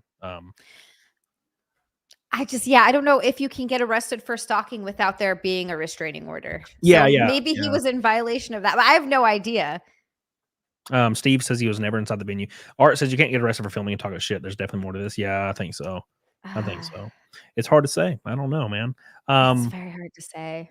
Yeah, I don't know. I'm sure he'll get out immediately. Or if he might. I don't know if he's booked for 2 seconds, then he'll get out like in 2 seconds. So yeah. But it's very interesting. Very interesting. That's wild. So I think it's a badge of honor, probably. Getting arrested. To be honest. So No, I've been arrested once. I have not. What did you do? I got a DUI. That's funny. There's a reason I'm sober. There's a very real reason. Oh my God. I had to spend the weekend in jail. My dad was going to leave me there. And so I ended up calling my boss, and he is actually the one that came and bailed me out. Wow. Yeah. It That's was very crazy. kind of him. Yeah. He's like, how much is your bail? He's like, I think I have that much. And like 20 minutes later, he was at the police station getting me out. And not because I had a shift the next day. I didn't. Yeah. That's he was a absolutely good dude. It was BJ Penn's brother. Wow, really? He was a good guy. Interesting. All right, well, we're gonna keep playing the Nick stuff. I'll follow that in the background. If anybody has any more info, make sure you shout it out in chat, and we'll pull it up. Yeah, I want to know because I want to know what the hell's going on. By the way, if you guys don't know, I'm posting a link right now in chat. This link is for my new merch. It's my first ever NASCAR merch. It'll be gone in a couple days. Go give it a look-see. Give it some love. Go see how delicious it is. It's my stupid ass face. Basically, is the entire merch is my stupid face. So go give it a look-see. Here I'll post it. I'll post a little picture just so you can see it in the chat, and then you can go to the link and get you something. Helps me out a big way because it's all for traveling expenses. Because every time I fly to a race, it's like $800. Not for the hotel and everything. It's like $800, and I'm freaking hemorrhaging, bro. I'm hemorrhaging. So support your boy there, and I'll sign it at the racetrack. You can come to the racetrack, have some fun. So get on it, doggone. Oh, by the way, if you want to come to a race, let me know. I can get most people in, depending on the race, and you can come hang out in pits and everything. It's really cool. So thank you guys, appreciate it. There's the thing right there. Anyways, thank you. By the way, it says Jim Cox became a new member. Jim Cox, appreciate you, dude. Jim Cox. And real quick, Martin JK making Rumble take the lead with a red boy on Rumble. Dude, Rumble's been kicking ass lately. Hell yeah. Says Cody, you're a true friend to Nick and a great inspiration to the younger generation. If you put me on your car, can you use phase 4? That's my handle. Yeah, dude. Appreciate you, dude. Appreciate you so much. My boy Martin over on you're on the Iowa car. Thank you, dude. What's up, Hypnotic? Hey, dude, buddy. Thank you. Sorry. Appreciate you. And make sure you guys go get a shirt, and thank you again. I appreciate you. And Jim over here as well. Thank you. First Red Boy is on Rumble, not even YouTube. All right, let's pull up the Nick video and let's continue listening to this interesting stuff here. Because I actually didn't watch after 30 minutes. I turned it off because I was like floating around my pool and I needed another claw, so I turned it off. I need another claw. Yeah, dude, I was floating. There were so many people there, and I just get a text from Cody. I got people coming by all week for pool week, and I was like, "What the hell is pool week?" He's got to open my pool. I opened my pool, man. It was ready, dude. We were ready. Awesome. You want to immediately put up the counter narrative. You want to say this is wrong, this is a lie, this is bullshit. They know it, blah blah blah blah blah. And when you're charged criminally, you can't really do that. You just can't. So some of that is going to just have to wait a long time, or maybe a short time. We'll find out.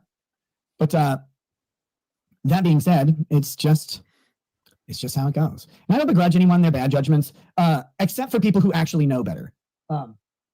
There are people out there who know more of the story. This is always true in every circumstance, but it's also true in this one. There are people out there who know more of the story than they are letting on, and they are dishonestly speaking about it.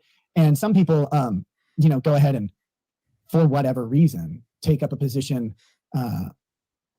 will say opposed to someone for a purpose that doesn't make sense in the long or short run to me. Well, the reason Legal Mindset and maybe Sean, I haven't watched Sean, to be honest.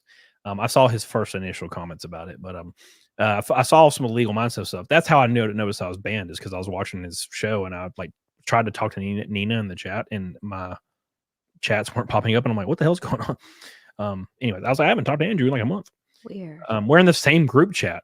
I said, like, we talk back and forth in the same group chat. I guess he thought I'd never noticed, but anyways, I was watching that show, and obviously Legal Mindset has taken a very strong opposing, like, side to the whole Nick drama. Which I think, now this is just me thinking out loud, I think it's because it garners so many views, because there's a lot of people that hate Nick right now. So him being hypercritical kind of like helps the flow, I think, a little bit.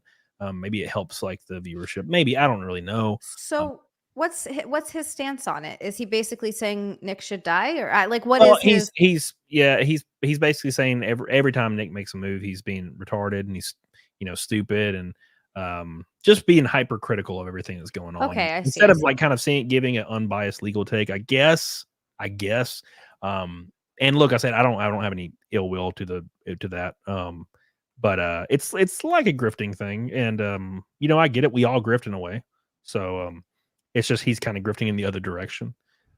So that's what the way I kind of see what's going on, So, anyways, but and I know I have to speak critically about this because I'm not here to throw people under the bus. I'm not here to like point any guns or anything. Oh God, no, those are gone. No, I'm not here to point anything at anybody. But there are people out there who know things that they're saying are untrue. And someone said that And he's there are people talking about out there Aaron. who know shit about my character and are saying things about my. What'd you say, Zia? Someone said that he's talking about Aaron here. Oh yeah, he's probably talking about Aaron as well. Yeah. Yeah. Well, I mean, Aaron was doing the same thing, but Aaron's like way more unlikable. I think Legal Mindset's a lot more likable. Because there was, dude, I like scrolled past Aaron's stream at some point, and he had like 3,000 people watching, and he usually has like 90. So I was like, damn. Oh, so obviously that's the direction he's going. And a Mindset kind of hit on the algorithm when it comes to that. So he's going to go hard in whatever way he benefits him the most, I think. And I think that's what's benefiting him the most. So, I can't hate it. I get it, but I can't do that to somebody that's been my friend for a long time. Even if my friend has made mistakes, even if my friend needs to face accountability, even if my friend has, done some fucked up shit, I still kind of wants the best. And I can't just turn around and stab somebody in the ass for views. It's just not how I'm built. I don't know if it's because I'm dumb, low IQ. I don't know if it's because I came from the trailer park. I don't get it. But some people can turn around and kill you like just immediately. They don't give a fuck. I'm not capable of it, No. So it's just not me. I Real don't quick, like saying bad things about people I genuinely don't like. Even that, I'm like, oh. It would feel weird, yeah. If I was It like, feels "It's a weird. piece of shit, need to die," I would in my mind, I would know I don't believe that, and it would be Yeah. weird. I'm like, this is weird.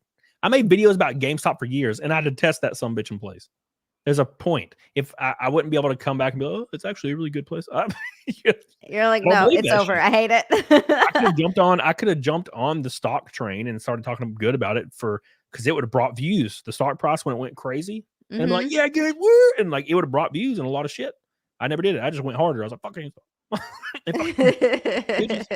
Marion Hoffman, by the way, $100 super chat. Marion is so sweet. Oh my God. The good news is that Nick will now know who his true friends are. I wish him well. Put me down for the car again. Glad to see you and Zia. Wink. Look at that. Marion's on there again.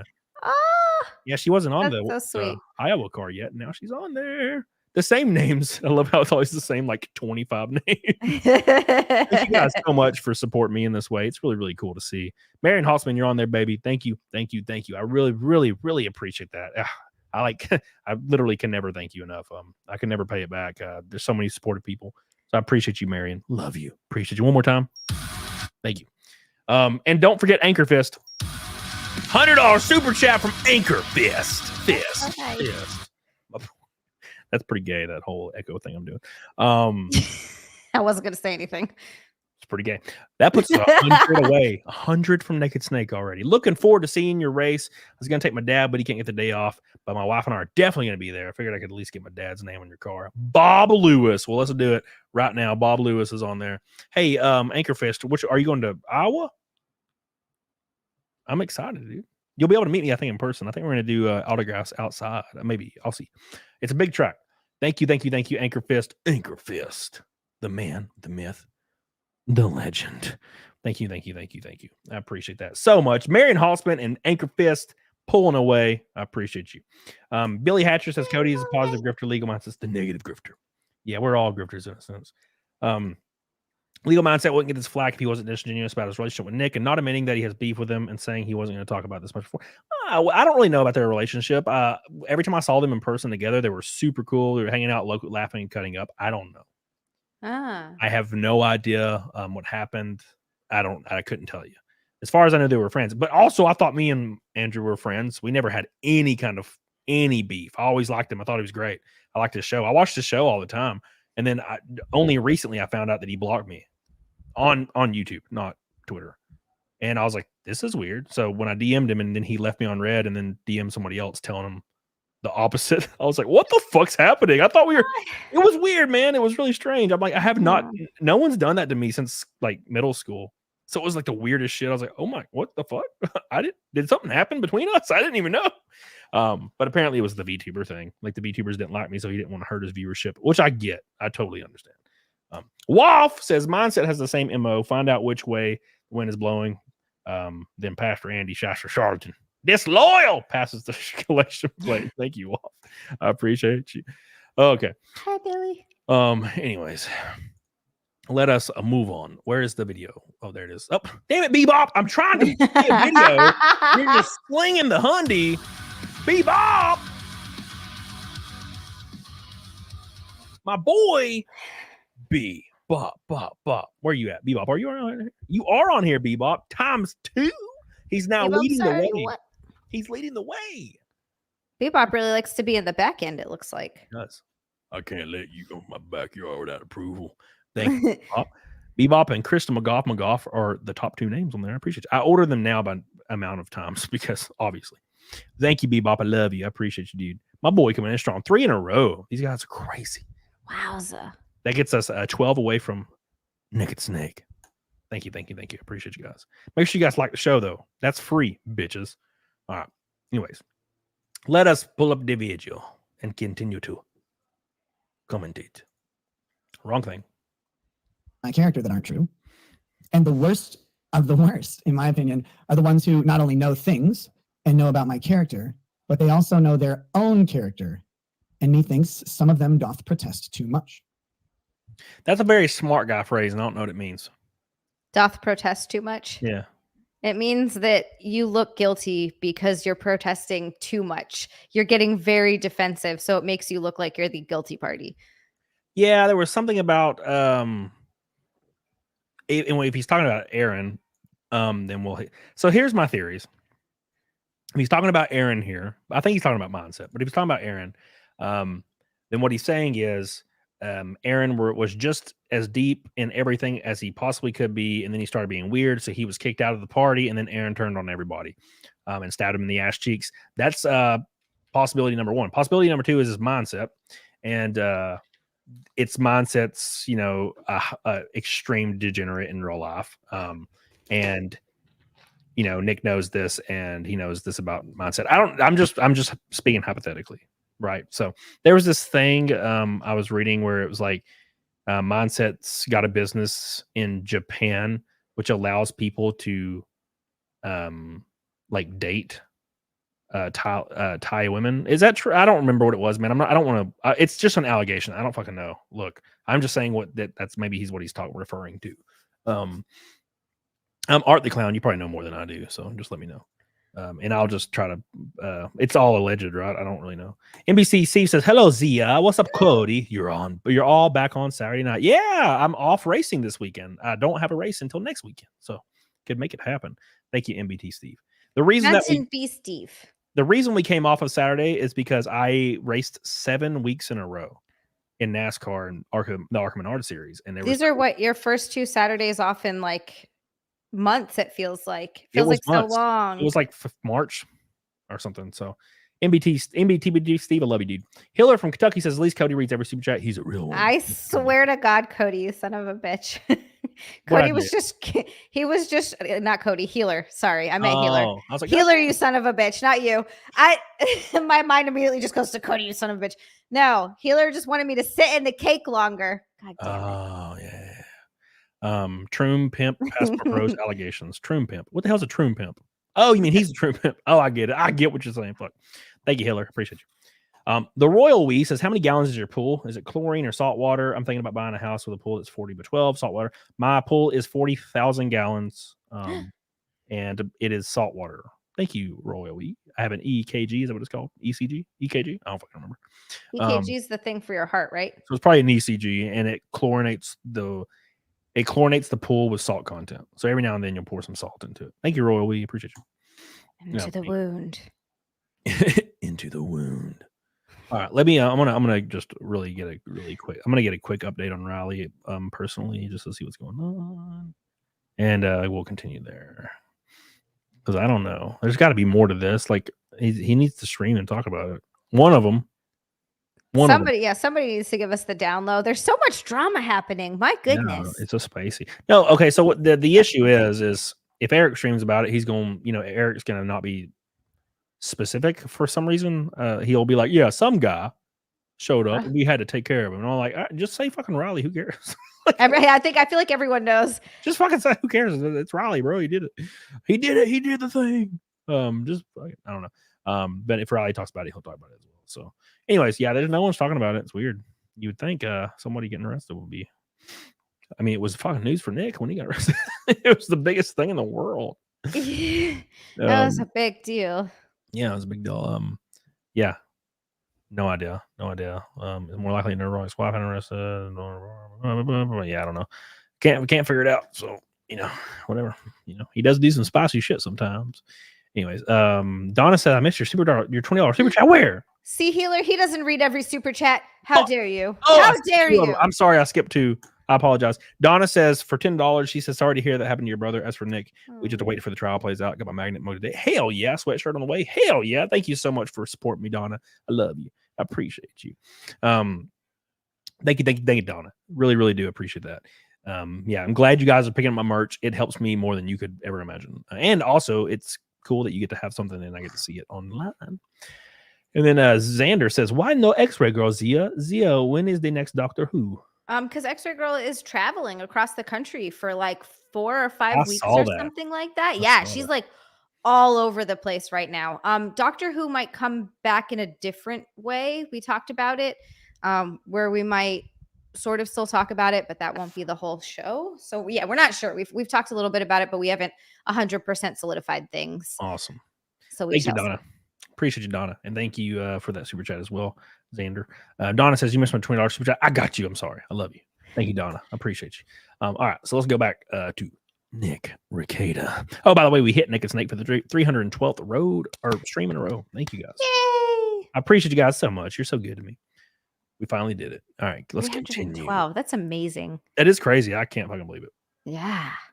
I thought it would end. Oh wait, no. Somebody in the chat said something. I want to see it. I said something about legal mindset and about who? Grits. Oh, fucking Grits says Nick has repeatedly called legal mindset pedophile. It's disgusting. I'd sue his ass for defamation. I was a Nick fan, and now I feel like a fool for being so fool. Worst part, those 5 kids and a holy wife mother. Yeah, I don't know anything about him calling him pedophile. I haven't really seen it. He might do it in this stream. I don't fucking know. I've never really thought that, but I don't. Now I gotta be fair. Nick, I think when Nick's pissed at somebody, he just calls him pedo. I don't know, man. So, if he sue him, I think that would require legal mindset to like sue him in America, right? I don't really know how it works. So legal mindset lives in Thailand. That's what So it would probably be a really big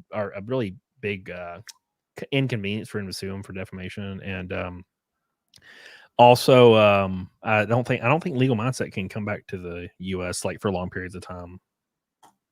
Why is that? something like tax debt, or there's some kind of debt, or something Huh. like this. Now somebody said there's a warrant because he had so much debt. I don't fucking know. I don't know. Wait. So you're telling me I can escape my debt by just moving to another country?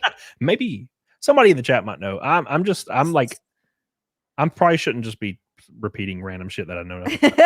I love it when you just hear something and you're like, I don't know, this thing might have happened, whatever. I haven't watched Nick since then, so I can't confirm nor deny. So my third party reach out that Cody is aware of. I don't recall Nick ever calling him a pedo. Yeah, Barnes called him a pedo. I do remember that, or he insinuated. He insinuated that. Oh, okay. Wait, I was gonna say they yeah. When what's his face? He left the country. I didn't realize that to try to get out of because I know he got arrested for tax evasion, but I didn't realize Wesley Snipes. I didn't realize he tried Wesley to leave Snipes, the country. That's okay, country without extradition laws. That makes sense. Okay, so obviously. Here, Art's painting us a better picture. He says very, very allegedly, Mindself stiffed Wells Fargo for a ton of money and unpaid debt. Okay, cool. Got it. And he went to Thailand. There are no extradition laws. Okay, that makes sense. Right. So now, to be fair, I don't know. This is all obviously very alleged. Very, very alleged. This is all just stuff you hear on the internet, which I literally just said, like, I take with a grain of salt because I've seen the wild shit that people say that's not even close. And here I am being like, oh, okay. Yeah. And also the fact that I got to be honest, I've never heard Nick call Legal Mindset a PD. So I see a lot of people in chat saying that as well. And I'm like, I've never heard that. So I don't know. And I don't think they haven't had beef very long, So anyways, here we go. Aww. And methinks maybe some of them have adopted a position for personal gain, and they'll do that. Like, that's fine. Again, I'm not going to call anybody out. I don't need anybody to do anything I don't need anybody to even stop watching or stop listening to anybody. And that's not the point. It's just, I'm sharing with you guys my experiences going through this, because this is kind of like this is foreign territory, man. Yeah. I'm coming after one person and it's so gay. Oh, no. Believe me, I'm not coming after anybody. I made fun of Legal Mindset because he's a retard, but that's his own problem. I'm not even talking about him in this scenario at all. I literally just made fun of him because he's retarded. Yeah, it's like this super Chad ladies man as he looks off to the boys' room with one eye, the girls' room with one eye, and limps between them because he can't decide which one to go to. Dude, Nick goes hard in the paint, bro. He does. Goddamn. He goes hard in the paint when he's pissed at somebody. Nick's like, I don't give a fuck. This guy's gay as hell. That's how you can tell when he's really, really mad at someone. Because like usually he'll joke a little and like say some stuff, but he seemed pretty pissed off. I think because I didn't really know Nick that well. The first time I did a stream with him, which was on your stream, right? I'm pretty sure it was. I was a little bit scared. I was a little nervous because you never know, you see people, but also Alex Stein too. I've seen him really, really go after some people online, but he's never been anything but super nice to me. So it's interesting. I go into these situations and I'll be really nervous because I'm like, oh man, I don't know how it's going to be. Like, I can take a joke, no problem. Obviously, that's never been an issue, but you never know how hard someone might go in. But turns out Nick is like super sweet. Now I got to be transparent. Every one of these people involved in this have all been nice to me. Andrew's always been nice to me. The ban in the chat thing was just a weird thing that was strange. And that was very recent, but in real life, he was nice. So, anyways, but somehow Charon said, Andrew's has been angry at Nick ever since he said he took a fat girl to his room in Montsuri. I've heard this before. Who was the fat girl? Does anybody know? Who was this fat woman? Who was this fat lady? I want to know who she is. Keaton is Batman. Cody, my partner, and I sit down to dinner every night and smile, seeing what you're up to. We don't even know you, but we love you and we're proud of you. Congrats on your NASCAR contract. Thank you, Keaton's Batman, with a New Zealand $10. I appreciate you. I love you. So sweet. Really enjoy messages like this because this is all very new to me. Very, very new to me. When I'm at the racetrack and people like come up and be like, we're such a big fan of you and the Cyberfrog car and all this. And I'm like, they're like, I started watching NASCAR just because of you. And I'm like, well, this is great. I really appreciate that because I'm just a random ass nobody. Thank you, Keaton. I appreciate you, dude. Keytown. Michael Clark was Blade. Zia. Hiller. I swear to God, Healer, don't start this now. Michael Clark Duncan. That's that big giant dude that was got didn't he get a pencil in his eye and fuck Dark Knight? Shit. Don't ask me because I will mix up a black person once and then I'll never hear the end of it. And then it's going to be like, oh, Michael Clark Duncan was in Blade. Turn into a whole thing. Yeah. Yeah. If the hat sucks, you owe me $20. Thank you, Johan. So appreciate it, baby. Thank you. If the hat sucks, you owe me 20. I hope it doesn't. It looks like, from what I saw, it looked like a fishing hat. I could be wrong though. What kind of guy doesn't want a hat that sucks? Hey. Bebop says, I'm looking at something, but I don't want something that goes out of style here, June. I'm talking about your face. Any alternatives? Isaiah? Yeah, I'll fix it. Bebop. The next one will be pretty interesting. So thank you, Bebop. I love you. Mike, don't you join in on that. God damn it. I'll never hear the end of it. Yeah. So Michael Jai White, that's who I'm thinking of. Yeah. Maybe. Yes. Fun of him because he's dumb. That being said, I'm not going after anybody else right now specifically because I don't need it. And you should still watch him, by the way. No one should stop watching Legal Mindset because I made fun of him. We're all allowed to make fun of each other, right? Like, that's okay. I thought. Is that not okay? But yeah, there are people who are genuinely the fuck. I just realized I may have had another mic picking up something, so I have two mics in the room because it's also a karaoke setup. But yeah, there are other people out there who fit the criteria that I was talking about much better than him. Don't know who they are, and I'm not here to burn or torch anybody. I really don't fucking care. People have to make their judgments based on what they know. Some people are making performative judgments based on the opposite of what they know, and that's okay. Cheers to them. You learn a lot. You learn a lot at various times doing this job, which is the gayest shit I've ever heard or said. That's not the gayest shit I've ever said. Let's be honest. It is June. But you learn a lot in this sort of world of fucking social media and talking and networking with people about who actually is actual. And you learn it at different times. Triumphs, you learn a little bit. Crises, you learn a lot. Very true statement. Very, very true statement. So, real quick, you do learn very fast who's real and who's fake on social media, and it depends on how good you're doing in viewership versus not. So when my CAMELCAST was first popping, I think I had like 3,000 viewers pretty regularly. God damn. And of course, it like shrunk down to about 1,000 and then 800, and that's just the name of the game, right? No big deal. That's more than I ever had dreamed I'd ever get by 1,000%.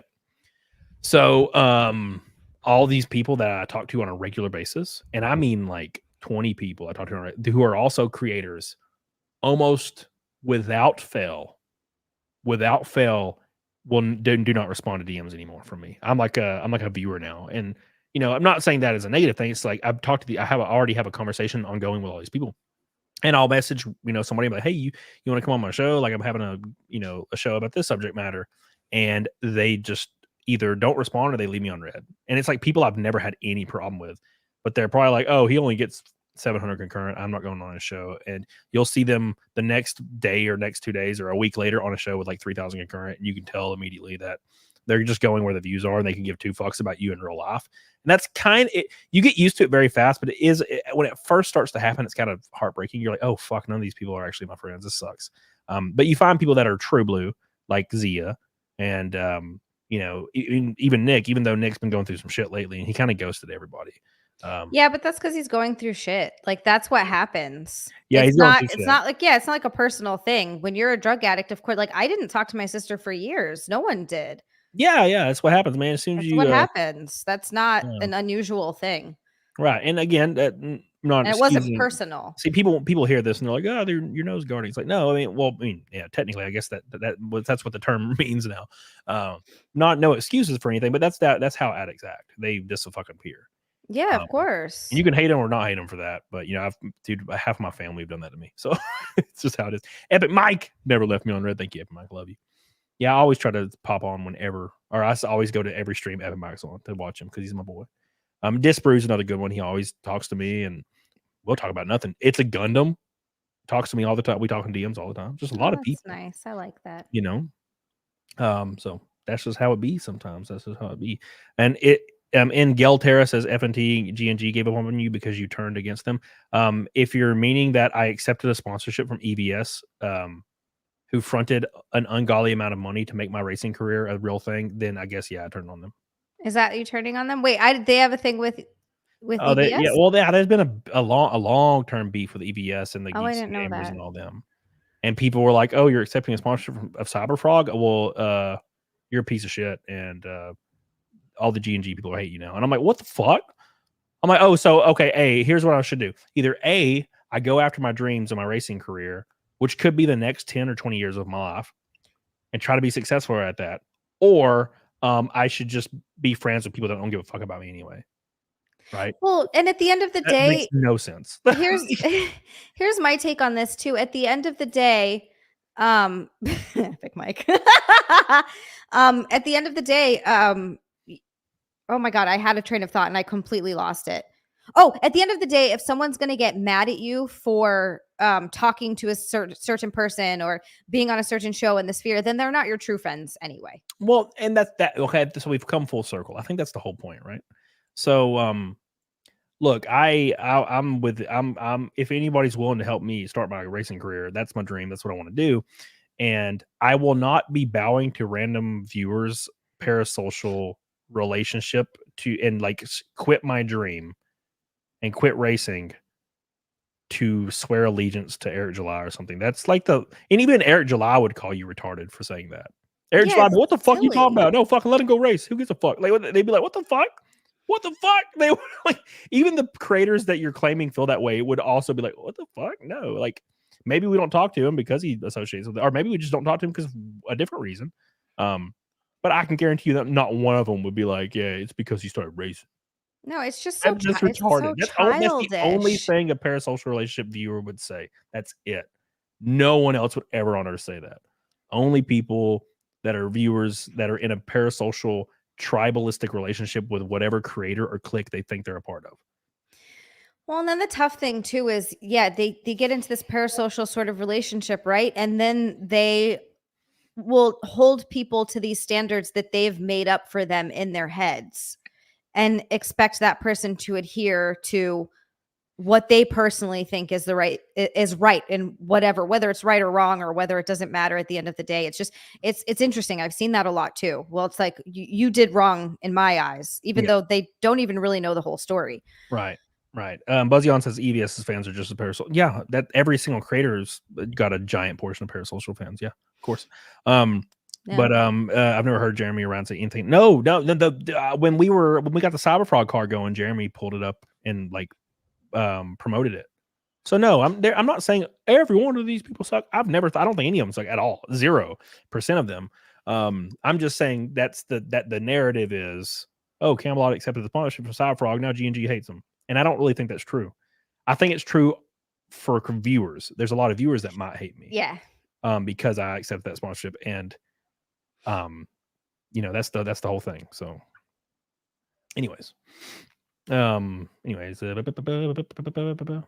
still hung up on that sloppy, weak looking dude getting arrested. Is Mance Man really? I don't know. I don't judge people. I think that she loves him. Well, there you go. It all works out. That's kind of it at the end of the day, right? Yeah.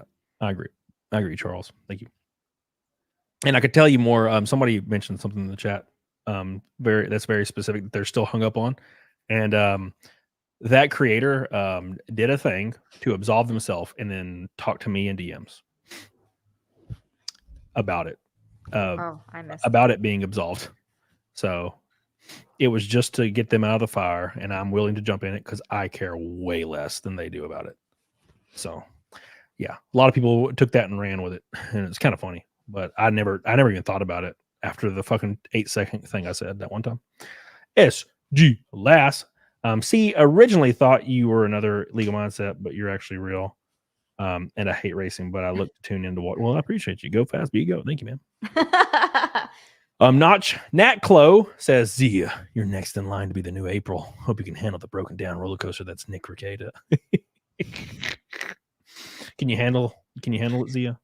Yeah, I'm equipped for these roller coasters. I've dealt with it with my sister. Yeah, no, I'm moving to a completely different state. When is this happening? Even farther away. You didn't told me. Yes, I did. care I about sent me. you. Oh, I swear to God, Cody, I sent you a picture of all the work I did on the kitchen. You sent me. I didn't remember you saying you moved to a state. Or you're gonna? No, didn't I tell you I'm selling the house? That's why I've been You working told me so that. hard. But you didn't tell me where you're. Yeah, that's why I've been working my ass off for the past like 3 to 4 weeks. I'm so fucking tired. You're a bad friend. You know that? I told you. I swear to God, Cody. Yeah, the house is on the market. We've had like a gazillion showings over the weekend. We have like a gazillion more tomorrow. So rock on, dude. yeah, get it. Get the papers. Mark the Cyborg rated me. What's up, dude? Hope you're doing well. I love you. I got so drunk with him one time, and then I blacked out. And then his wife had to walk me down the stairs. Oh, He's yeah. such a sweet person. I was there for that. Such a good person. Love her. Charles, well, darn, now I feel bad. Everyone deserves love, Charles. Damn you, Charles. How could you? How could you? I'm so upset. All right. Anyways, let's continue. Thank you. Thank you guys for all your support tonight. We crushed Naked Snake. We're 350 from Fight Milk on a Saturday. I feel like I haven't streamed in such a long time on Saturday, even though I did last Saturday. So make sure you like the show. Thank you guys so much for that. Let's continue going where we're going. It was a severe drunkening. It was, Mark. It was terrible. It was fun when it happened, but then I woke up and I was like, kill me. Please. I remember coming in and I had, what did I have? Like vitamin water, I think, and Tylenol. And I came in and I'm like, hello, are you alive? And you're like, yeah. One of Chrissy's mods came down there and fed me chicken and biscuits, and it completely revitalized me. Yeah, you said you puked after, so like, because we were gone for most of the day. I saw Cody for like one day at the content house because I picked him up from the airport. We got to the content house that night. He got obliterated, and the whole next day we went out and did the shopping streams and everything, and he was like till almost the next day after that in bed the whole time. Yeah, it's weird. It's pretty crazy. Tayo Hanobi says, I don't get why Dragon Treasures is talking about this. So taking this so personally when he apparently had nothing to do with Nick. He has nothing to do with anybody. I had to like Google and go to YouTube to even find out who this person was. And it's like this like gross looking neckbeard guy. But he was a huge fan of Nick. And then Nick said like VTubers are gay. And it like set him off. Oh no! Like fucking because he's like, you know, I guess he's a real big fan of VTubers and like Pippa and all that, and he also hates me too because of that. I don't. People care a lot about shit that I don't even think about. I haven't thought about that shit for like a year, and people are still talking about it a year later. Like, how could they? No, he was in my DMs. I had to look back. He was in my DMs a long time ago. Trying to get me to do his sponsorship for his tea. And I was like, oh, okay. And I never had a problem with him. But then I found out he hated me because the VTuber thing. This VTuber thing turned into just the huge over a joke. I didn't realize it was that big. Let's be completely honest here. Every community has parasocial people in it. And that's just natural. Look, it's how it is. Yeah. The VTuber community, it's 10 times larger when it comes to parasocial and 10 times more violent. Ooh. 10 times more violent.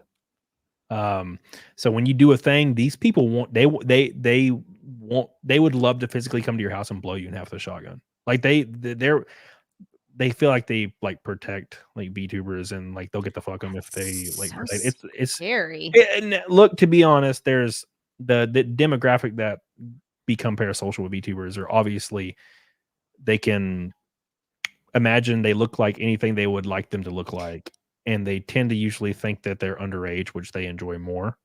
Now I'm not saying generally speaking, I'm saying some of them because I saw on it, and I'm using like a one thing where I was on a thread, I don't even remember where, and I was reading about it, and like there was this new VTuber and they were talking about her. I don't remember any of it, but some guy was like, bro, and her mom is 29 years old, which means she might actually be 13, which makes me come even harder. And I'm just like, oh gross. God. I was like, this community is not for me. I'm just not about that life. It's gross. Wood chipper. So yeah. And I'm not saying all of them think that way. I'm just saying that some of them do, and that's gross. It's like the same as furry shit. And I don't do the furry shit. Wait, I'm waiting for someone before somebody in chat says you have a fursuit. I'm like, yeah, okay, whatever. Sometimes yeah, okay, whatever. That the internet was a mistake. I'm not that man anymore. I have to pee. I can still hear you, but I have to pee really bad. I'll be right back. But I can. still hear you. Yeah. Bebop says Parasocial, huh? I deemed you a pick and you locked it. I did. I welcome Parasocial. You know, Rosa and like her. Oh, I love Rosa. Yeah, Rosa's different, man. Rosa doesn't adhere to anybody. Right. I don't care how based your VTuber are, like that you like is. As soon as their management says shut the fuck up, they're gonna bow down and suck the toes. You know, they don't want to get graduated. You know, I like independent ones are cool. Obviously, I mean, I don't have a problem with most of these people at all. I don't have a problem with any of them actually. That would require me to have passion, and I don't have passion about this shit. You know, I just have fun. Bebop, love you. All right, let's continue. I'm gonna continue playing this. And all you can do is keep going because you can never know ahead of time. You can try and judge people's character. You can try and take advice from other people, of course, but you can never actually know in enough time to really make a value assessment of someone before you invest in them. Billy says, like Kirsch, sadly hates your ass up for a retarded joke. I like Kirsch a lot. I know she hates me, but I think she's great. You know, I think she has her content's really great. When she does those shows with It's a Gunham, it's fucking great. So, oh God, what gross word that is. But like, you know, as people become part of your network and you talk to them more and cross promote and all that shit, you can't always know how things are going to turn out, and you can't worry about it either. So I'm mad at Drexel? No, I'm not mad at Drexel at all. What? Where does Drexel play into this? Nowhere. Where would I be mad at Drex?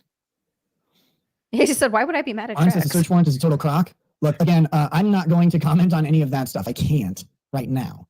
At some point, if I comment about the search warrant, it'll be done in a filing. If it's an if, by the way, the state, they're just waiting.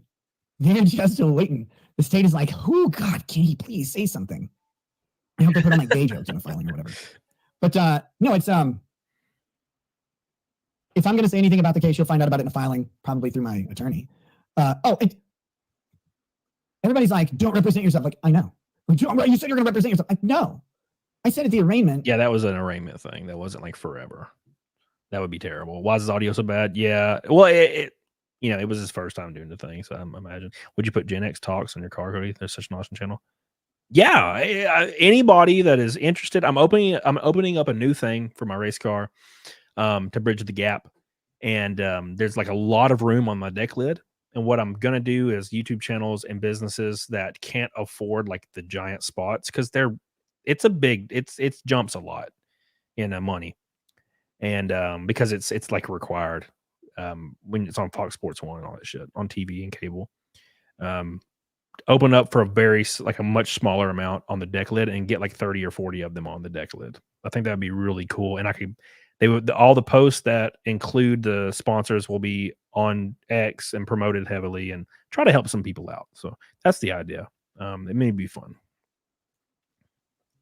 Which, by the way, I said at the arraignment that I was representing myself for this arraignment because it's just an arraignment.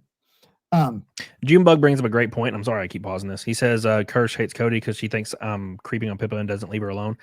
I have commented on one Pippa post in the last 12 months, and I have not thought about her other than when people say something like asking a question in a super chat about Pippa. I don't know where people get that from. I don't really know.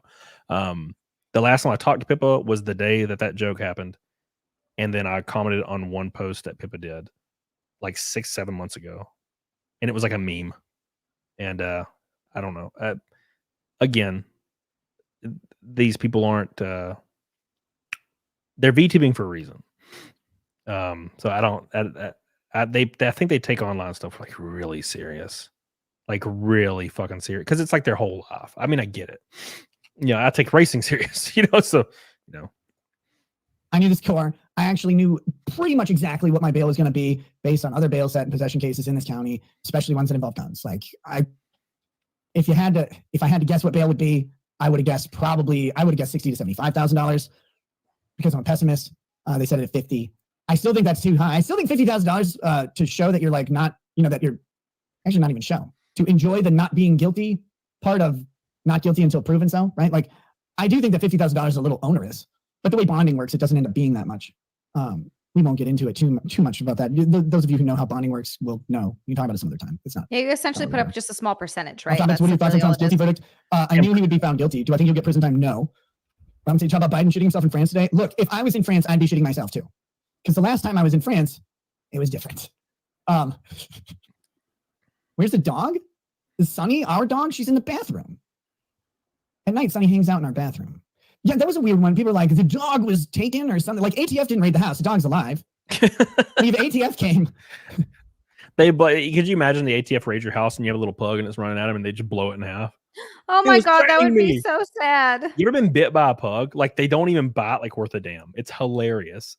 It's They because can't their bite. mouths don't work properly. They Yeah. also can't like breathe properly. Pugs should not exist. I actually feel terrible for them. I agree. They were breeded into this poor, sad existence where they can barely bite and they.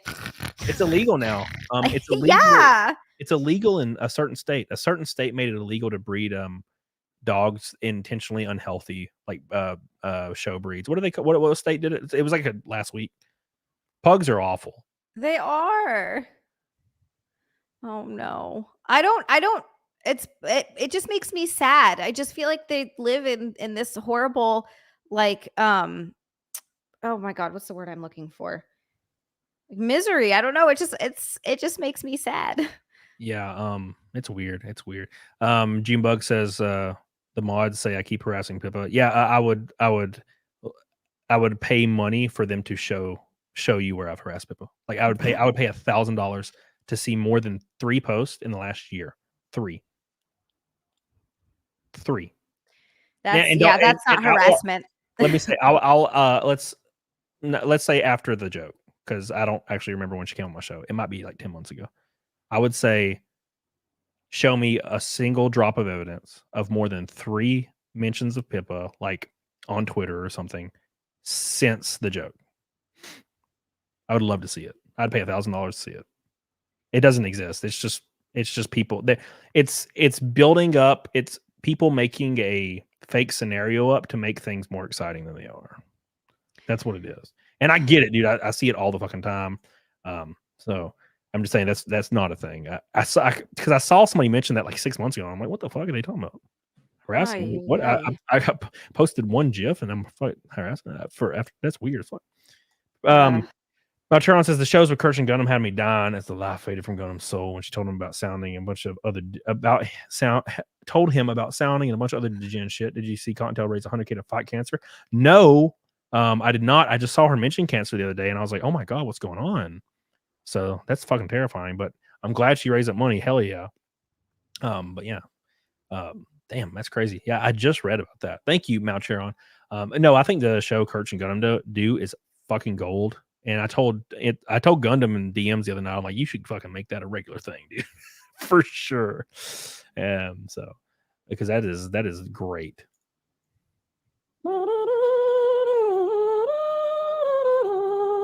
Like, okay, yeah. What the fuck? A weird time to unpause there. No, but ATF didn't come. It was just a local sheriff. So they didn't shoot the tiny pug. She's still alive. Show us the dog. I can go get her in a minute. I'm happy to. When did I get a dog? Oh, when God cursed me. But no, yeah, there's so many fucking wild stories out there. I've seen only a fraction of them. Like, obviously, I can't follow all the stuff about me. I don't know how other people do. And I find out stuff from the internet. I'm like, oh man, that's cool. Or that's not cool. Like sometimes, like, oh, my dog's dead. Shit. No, she's very much alive. I found out that she was dead, and then I also found out. Yeah, that is funny. You find out some crazy things being a content creator. I found out I was like on the way to Talladega, and one of my friends was reading a forum about me because like another one of my friends was like, yeah, there's like a giant forum that like stalks Cody, and I'm like, yeah, of course I do. And he was like, this one says you're a trust fund baby, and I was like, oh my God. From a trailer park? Yeah, that makes sense. I left the trailer park at 20. My dad's a welder. And they're like, he's a trust fund baby. And I'm like, what the fuck? People come up with the weirdest stuff. It's so strange. That's what I'm saying. It's never right. They're never right, but they're convinced they are. That has to be some kind of a mental illness, right? Yeah. Where you make up stuff about other people and you're convinced that you're right. I actually thought about this a lot because I had a stalker that did it for a while. Yeah. The thing is, I think the thing that's going on is people will start disliking a creator for whatever reason, and they justify it in their head. And you know, I mean, not trying to. It seems like a natural thing you would do, but they make up something in their head, and they're like, he's probably doing this because I don't like him, and he's a bad person, which means he's probably doing these things. So me getting the news out first, even though it's probably true, is okay. Like people, this one guy like tried to insinuate that I beat my ex-wife or something, and that's why we broke up. Oh, for And Pete's sake. he believed it so heavily that he messaged my ex-wife on Facebook on a fake account and asked about me, and she told him to fuck off. Yeah. But he took the message and put it in like Paint or whatever and erased what she said and then tried to make it seem like I beat her. Ay. As if my ex-wife would respond to a random message request from somebody with 0 friends on Facebook and say, yeah, Cody used to beat me. I don't know who you are, but I'm going to tell you about this. Like, Yeah, and of right. course, she messaged me immediately after that, by the way. And she was like, yeah, some random person messaged me saying this. And I took the screenshot and I found him on Twitter and he posted it and said, Camelot apparently is abusive. More to come later, like a hint, like he's going to release the info. Oh, And I posted God. the original screenshot under his tweet. And I was like, yeah, you're just fucking lying, bro. And he deleted the tweet and blocked me. And I'm like, yeah, of course you did. Stupid ass. So- He couldn't even stand by his lie. Yeah. Now, to be fair, the way it's justified is I don't like this person. They're a bad person. Therefore, they probably beat their ex-wife. So me talking about it and making it up probably is true anyway. So it's not actually a lie in their own head. They think it's true. Right. They've so they convinced just say it. themselves that it's true. Yeah. Yeah. And it's hard to really fault somebody for that. It's like a weird human condition. Reagan Knight, what's up, you beautiful bastard? And Zia, what's up, Reagan? Dude, this dude was at my house all week. We had so much fun. What a good night. What's up, Breakin'? We watched SpongeBob every night. SpongeBob. I never got into SpongeBob Oh, for so- whatever reason. I've seen a few episodes of it, but I can't watch too much of it. The first Oh. 3 seasons are goated. That's what everyone says. People like really love SpongeBob. I didn't dislike it when I watched it. I can watch a couple and then I gotta stop. Yeah. Thank you, Rakin. I love you. Sean gifted a membership. I love you, Sean. Love you, Rakin. And Rakin also with $10 on Rumble says, what's up, bitches? Thank you so much for your Rumble rant, boy. I'm glad you're here, man. I miss you. I already miss you. That she was alive when I just was like, hey, Sonny, and she started yapping. Ceiling cats. Well, no, they're floor cats here because I'm actually over my office is right below me. So they're floor cats here. They kind of up and down through the floor, whatever. He's kind of on the status of Sonichu medallion. It's still here. It's still here. They're still But here. Wait, did he say the Sonichu medallion is still in his house? No way. Bro, I would cast that into the fire of Mount Doom. Cast it into the fire. Wait, what is it? A Sonichu medallion. So there's this guy named Christian, and he made these custom medallions that had his Sonichu character on I it. remember now. And there's a bunch of them, and somebody sent Nick Rekieta a real one. And he like put it on. So he's cursed now. He has the Sonichu curse. And there's so many different people that have like died that got these medallions, like content creators or something. Wait, this is like a real thing? Yeah, it's a real curse, man. I watched a video about it. I think It's a Gundam put a video out about it. Wait, that's why he was on my show. He needs to get rid of it then. Yeah, and he just said he still has it. How could he? No wonder this has been happening. God, it's only gonna get worse. Crip Daddy had one and he died. Nuh-uh. His last picture he ever posted online was him in the Sonichu medallion. Crip Daddy? Yeah. No. So he- Sonichu took Crip Daddy from us? Yes. That's horrible. Yes. How could Nick play with fire? He's playing with fire. He doesn't even care. It's kind of wild what you like. Again, what you find out about yourself very quickly from partial stories. And I've been learning a lot about myself. In some ways, I like what I'm learning, and in other ways, I'm like, I don't like that at all. The one thing I do like, and this is something that'll be fun. I can't do it now. This is what I hate. Like the things that they want to take away from you. It's not, and the government isn't actually taking it away from you, but people get very overly cautious, and that's the right move. Don't get me wrong. You're very overly cautious about stuff, and they take away like levity. So like, there are a bunch of just banger memes. There are a bunch of just fucking banger memes out there. And I want to like share them and laugh at them because they're funny. Like funny things are still funny. But when this stuff happens to people, everybody's like, no. You gotta watch out. The joke police are coming. The joke police are coming. And if you tell a joke or you smile or you, if you don't smile. So he's talking right now. He's talking about the he's talking about the fact that Umbrella Guy said he needs to stop talking and not joking with the police. And Nick was like, bro, it's chill out. It's fine. You know, and he was basically just making a joke about the police. And then he put a disclaimer beside it. This is only a joke. Now, granted, I get what our Umbrella was saying because he was saying that because cops can hold vendettas, man. And they'll just fuck with you to fuck with you, right? And that's the thing. I think that's the whole deal. Smile in public. If you're out in public, people be like, this motherfucker. Well, what are you supposed to do with every part of your day? Like, you can't laugh at a joke. You can't enjoy a show or a movie. Like, you can't do anything because someone's like, they should be doing something else. Like, well, okay, calm your tits there, chief. Is that right? Fuck.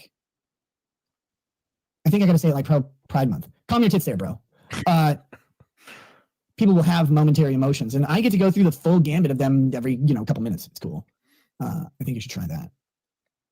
Did I go to church this weekend? Yes. Yeah, I go to church pretty often. It's that's part of the old routine. That's the one thing I can't do, man. I just can't go to church. Yeah, it's not for me. It is just not for me.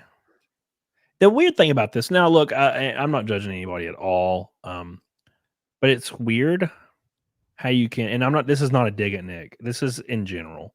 It's weird how you can, like, allegedly swing. Fuck bitches.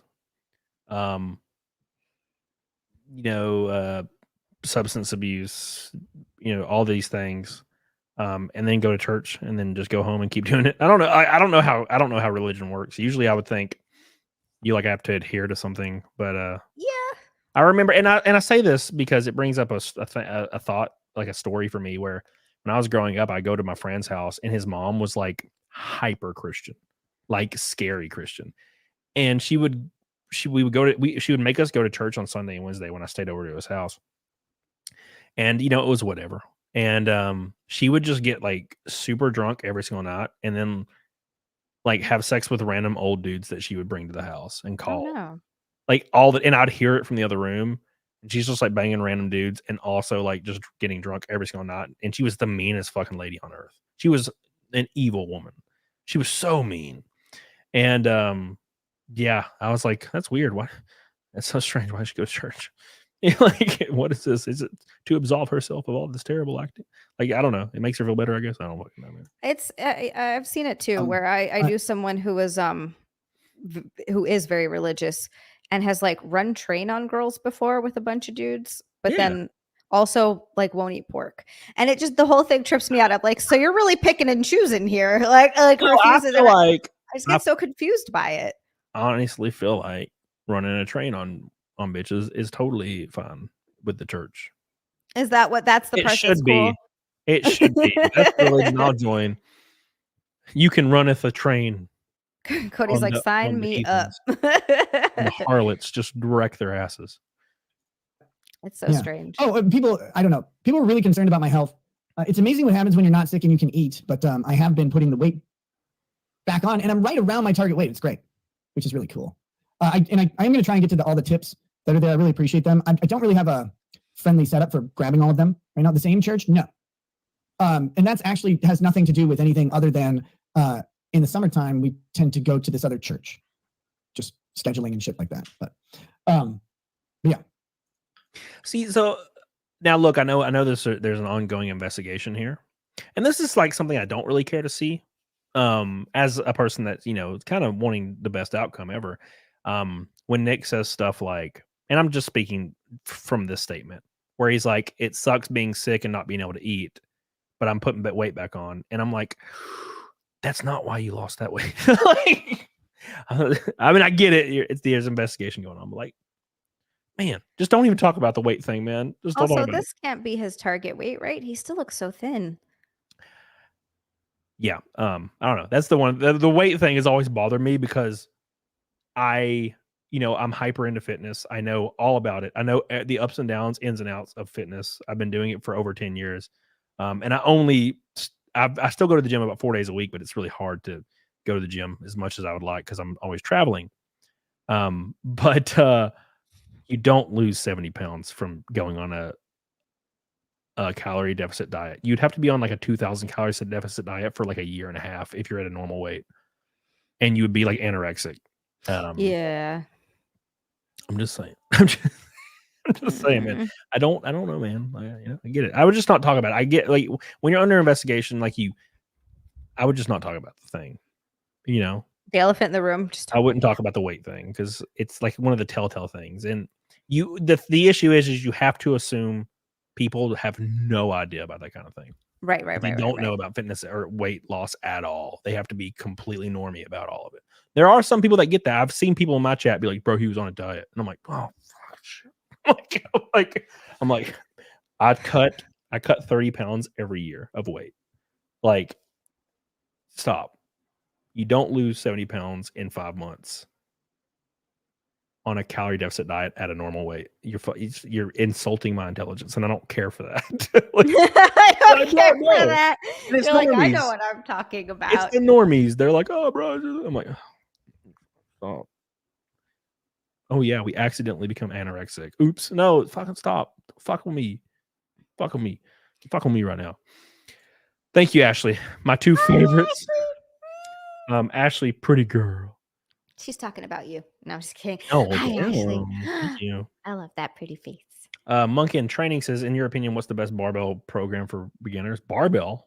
Well, it depends on what you're working out. You're working out lower back, upper back, working out chest, working out biceps. You can do, Alex, you can do a fair amount with a barbell. You can do everything with barbell. Curls, skull crushers. You can do, what is it? Bent over barbell rows. Yep.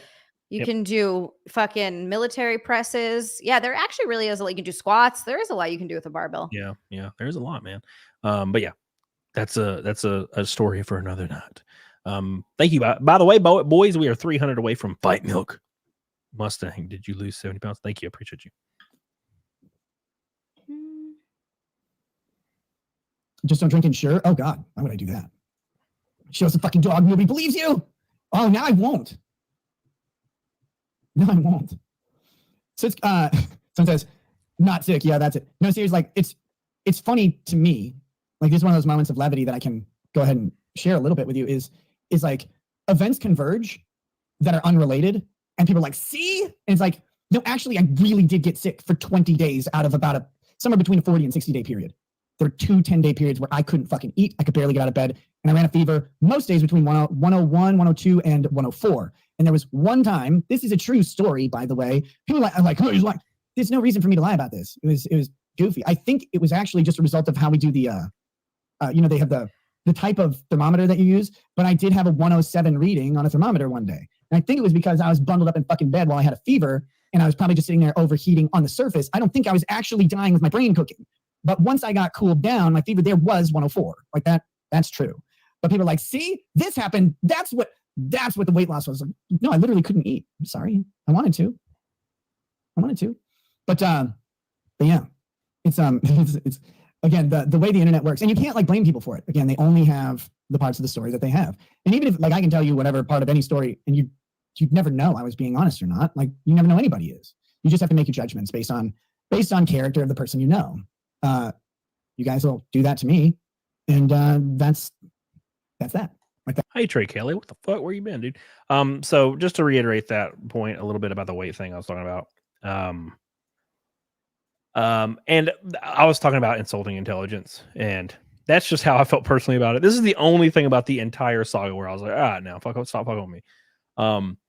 But because there's like, oh, it's like a 2-year thing, and I'm like, look, anybody in chat, out of the thousands of people that are in chat, can go to a stream from 6 months ago and then go to now, or 8 months ago now, 9 months ago now. Anybody can do that. And you can, like, people were like, oh no, it all happened over 2 years. No, just do an ounce of research, and like, that's all I'm saying. Like, and that's why I was like, I don't know if I believe this, man. You know what I'm saying? Lickin' Bacon says it's still a long, bumpy path to rock bottom.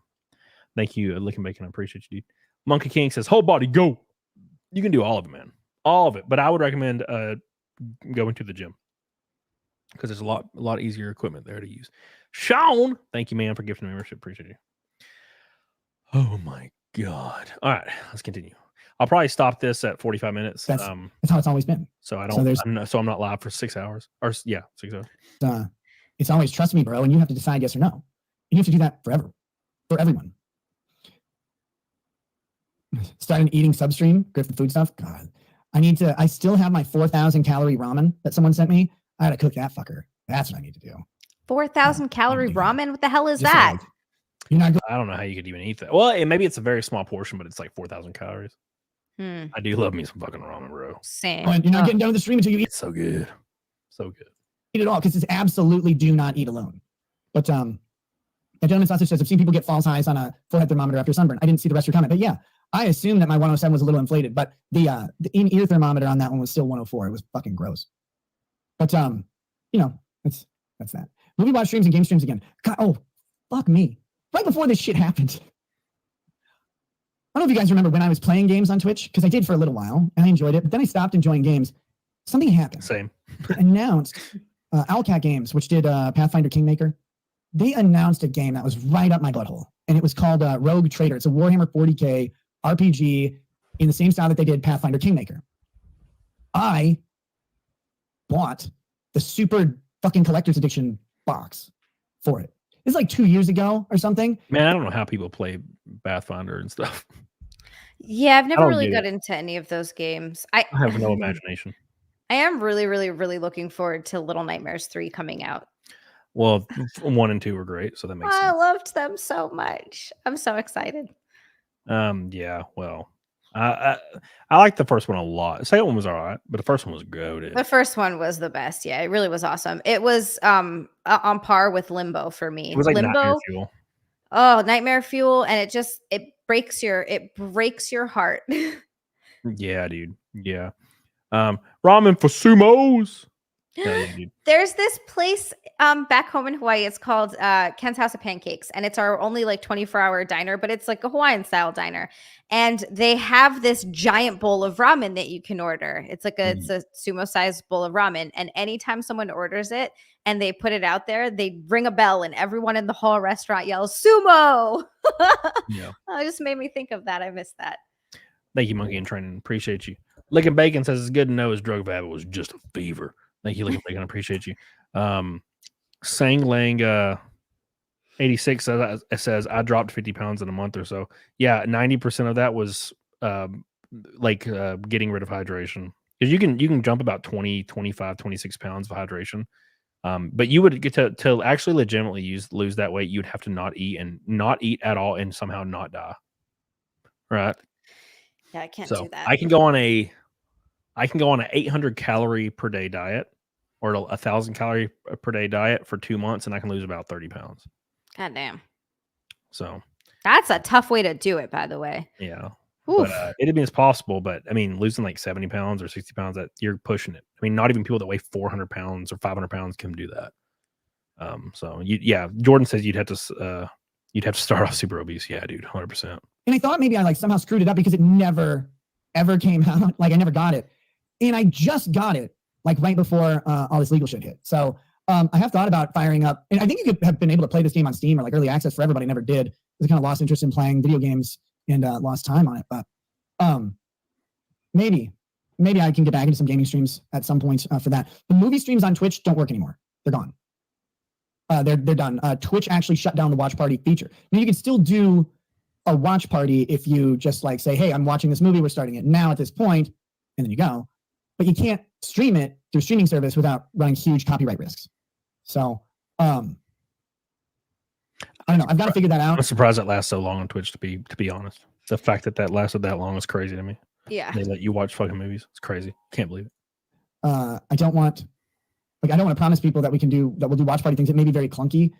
I just wish Amazon would have implemented a plan where I could pay, I don't know, $100, $200 or whatever, and do a screening of any movie in the Amazon library, whether people had Prime or not. Similar to like how a movie theater would do it.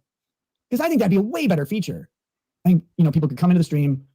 I pay like upfront cost on licensing the movie for a one-time limited showing, and then everybody who watches my stream can watch the movie, and they can choose to donate to me to like, I can recoup the cost or whatever. To me, that would be awesome. But Stacy says back to trial streams. Yes. One of the big changes I'm looking at making is tooling the show much more towards a daytime schedule. I've been talking about this for a while, and suddenly I've got an opportunity to do just that.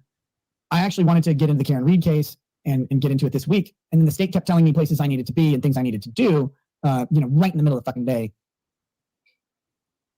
Every day this week. So that hasn't happened yet, but I'm working on that. And that shit really should tame down at some point. But, when there's hoops, you jump through them. Are you planning on doing any Hunter Biden coverage? Yeah. Yeah, I am. Did you see that fake? I think I'm pretty sure it's a fake video of like Hunter Biden chasing a hooker and then dragging her into a room. Oh God. It looks like American Psycho, but I don't think it's real, but it was funny. It's fun to believe it's real. Patrick O'Brien says, have you ever done in-body scans to see how many pounds of muscle you have on? I'm half of a pound away from 100 pounds of muscle. I have no idea. I guarantee you have more than 100 pounds of muscle. I guarantee that. My entire upper body is literally just a giant muscle, and then my lower body is like kind of goofy, and I have like a little pudge on my stomach because I've been traveling so much. I don't have my abs right now, but I will next year, probably about February. So that's what I'm hoping. I'm hoping after all this house stuff is settled. I've like barely been working out, and my diet's been trash.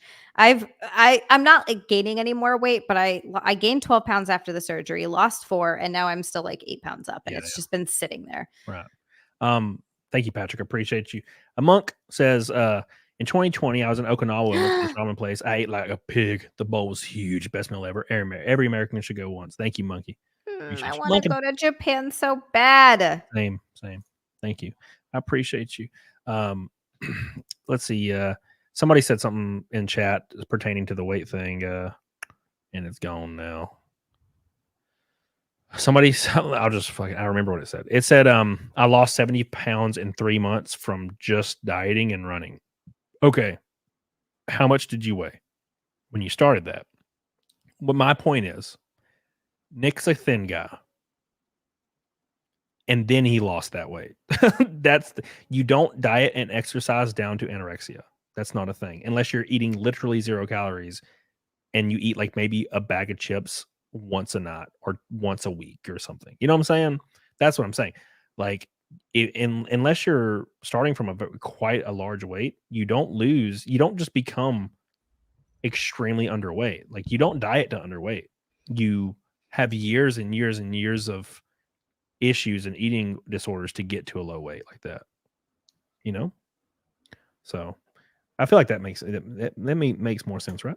Bebop says, chat, just remember to love like you live, and time is a flat circle, and so love heals all, and ish happens, so fuck them hoes. No, I mean, thank you, Bebop. Appreciate you. Wise words, Bebop. I'm going to write those on my mirror. It reminded me of Nell from that movie, Nell. Oh my God. Yeah, where she spoke in that language. Her sister was dead. Dude, that movie tripped me the fuck out. That was such a weird movie. In the wind. Yeah, and she's just over there, taking flowers to her dead sister's fucking skeleton. Bro, I was praying to Jesus that Liam Neeson was going to dick her down. He didn't, though, did he? He did not. I couldn't believe it. I thought it was going to happen. It was like kind of going that direction. Yeah. He's definitely going to dick her down. I'm like, this is going to be great. And then he never did. And I'm like, this is bullshit. Yeah, that was he dicked down the bitch lady instead. I'm like, what are you doing? Come on. Come on. Thank you, Bebop. Appreciate you. All right, let's continue. I'll probably go to about 45 minutes on this video, so we got 7 minutes left in 1.5 speed, so 3.5 minutes left. And then we'll wrap up a little bit. Make sure you guys like the show. Like the show. Hit the like button. Close the chat. Hit the like button. Stop being bitches. Get on it. Dog on it. Do it in honor of Zia's boobies. Let's do it. One of the interesting things is I have a parallel. Like Glenn Gary says, go back to your roots. Trial streams aren't my roots. I don't know where people got the idea that they're like, oh, trial streams are his roots, and trial streams are where he grew so much. Like, I did grow quite a bit during trial streams, but to be fair, what they think is they go back to what I saw you doing, which was probably trial streams. That's where like 95% of his subscribers come from, right? So the major growth portions of my channel were not always trial stream related, and some of the biggest like growth based on percentages was not done during trial streams at all. Like they hadn't been invented yet by me by accident. Like that hadn't happened. Like the Vic Mignogna case was huge in bringing people and eyes to the channel. Well, the Dick Masterson case as well. In some ways, the Google case, Poppy. Like there were like moments where growth happened. A big boost was the fucking political coverage in the 2020 election. Like, there's all sorts of ways. Going back to my roots goes well before Rittenhouse and well before trial streams. I like trial streams. I want to get back to doing them. What I don't want to do is start a trial stream at 8 a.m. and then at 9:45 have to go and come back at like noon and be in the middle of the fucking stream and then have to go somewhere else at 2 or whatever. Can I confirm that I am in possession of knowledge that could lead to the arrest of Hillary Clinton? No, I cannot confirm that because I'm still alive. So that's not there. But yeah, this whole like, I know people mean well with it, and I like trial streams. From a content perspective, they're really easy to do. You don't need to do a shitload of research. You actually don't need to do much at all. You're gonna turn on a thing and watch it. and comment along with existing opinions and knowledge. And sure, you can start to sprinkle in knowledge about a particular fact set around the case or whatever. You can start adding things in as a content creator, I guess. But the secret that the law tube or whatever community doesn't want to say out loud is like, trial streams are fucking easy, except for the amount of like time that they take. I will Yeah, man, say one of my core memories that I really love thinking about that just pops in my head is when I would play World of Warcraft Classic and have Nick show up, or I'd have Jeff show up or Kurt show up just listening to like one of the trials. God, I love that shit. WoW Loved it. Classic is like will always have a special place in my heart. One of my favorite games. Yeah, when they re-released it, I played the fuck out of it. Yes. Then I stopped. I got to like level 75 or 6 in the Lich King expansion, then I stopped. But I think I only got to level 60. Zia, do real Hawaiians eat eggs and things? Fifi Gigantor? Not entirely sure what you're asking. We do eat like eggs and rice is like a really big thing over there. They'll put eggs in ramen. So I mean, yeah, kinda. Eggs are definitely a thing. On the McDonald's menu, you can get Spam eggs and rice. Mm-hmm. I love Spam eggs and rice so much. Yeah. Eggs and rice too. Like just throw some eggs on rice and I'm happy as a goddamn clam. Yeah, dude, I'm all about it. Sit there and like make fun of stuff. That's great. But they're also really good content. Don't get me wrong. And I like doing them. Been looking for an opportunity to get back to them. But for many reasons that predate my recent legal issues, it's taken a bit. Hey, AJ, I'm near it. You can say that. You can just, if you just say it like slightly less so it isn't so spammy, you can say it all you want. Like, I'm not going to stop you. But if you keep like taking up the whole fucking chat window with the spam, like I'll just throw you out. Because fuck you. Go take your free speech onto that cock you want to put in your mouth. That is a thing. Look, I don't obviously I don't think I've ever timed out anybody personally, but my mods will every now and then. But like somebody will say something like real fucked up, and then obviously a mod will mute them, usually Carrie. And they're like, "You don't believe in free speech? I forgot this was in America." Like, and I'm just like, calm down. Oh my god, you can say whatever you want, but there are still consequences to your fucking speech, you dumbass. Oh, I thought this was America. It's like I just think of Randy every time somebody pops up and they're like, "What about free speech?" I literally think about them carrying Randy away all bloody. I thought this was America, damn it. Well, apparently Carrie doesn't. No one wants to deal with your shit. How about that? But anyway, the people. With how's the book coming along? Well, let's hit a roadblock. But yeah. Look, all of this has been very, very tumultuous. It's not fun. I gave Maddox a win. Look, I am a giver. It's tumultuous. It's not fun. People say the worst shit about you. It's not true, and you can't really do anything to do otherwise. I will say this. We'll say it. I'm going to be a little harsh in this statement. The amount of bootlicking faggots out there who are like, the government said. Nick, damn you, I'm on YouTube. All right. And by the way, bootlicking faggots includes a bunch of lawyers who at every hour over 2 hours is fun. Other time will tell you, oh, you can't trust the government. You can't trust the narrative. And now they're like, oh man, look what they said. Look what the government said here. They're like just so happy about it. You can always find someone's true colors when they have the opportunity to stand by what they say.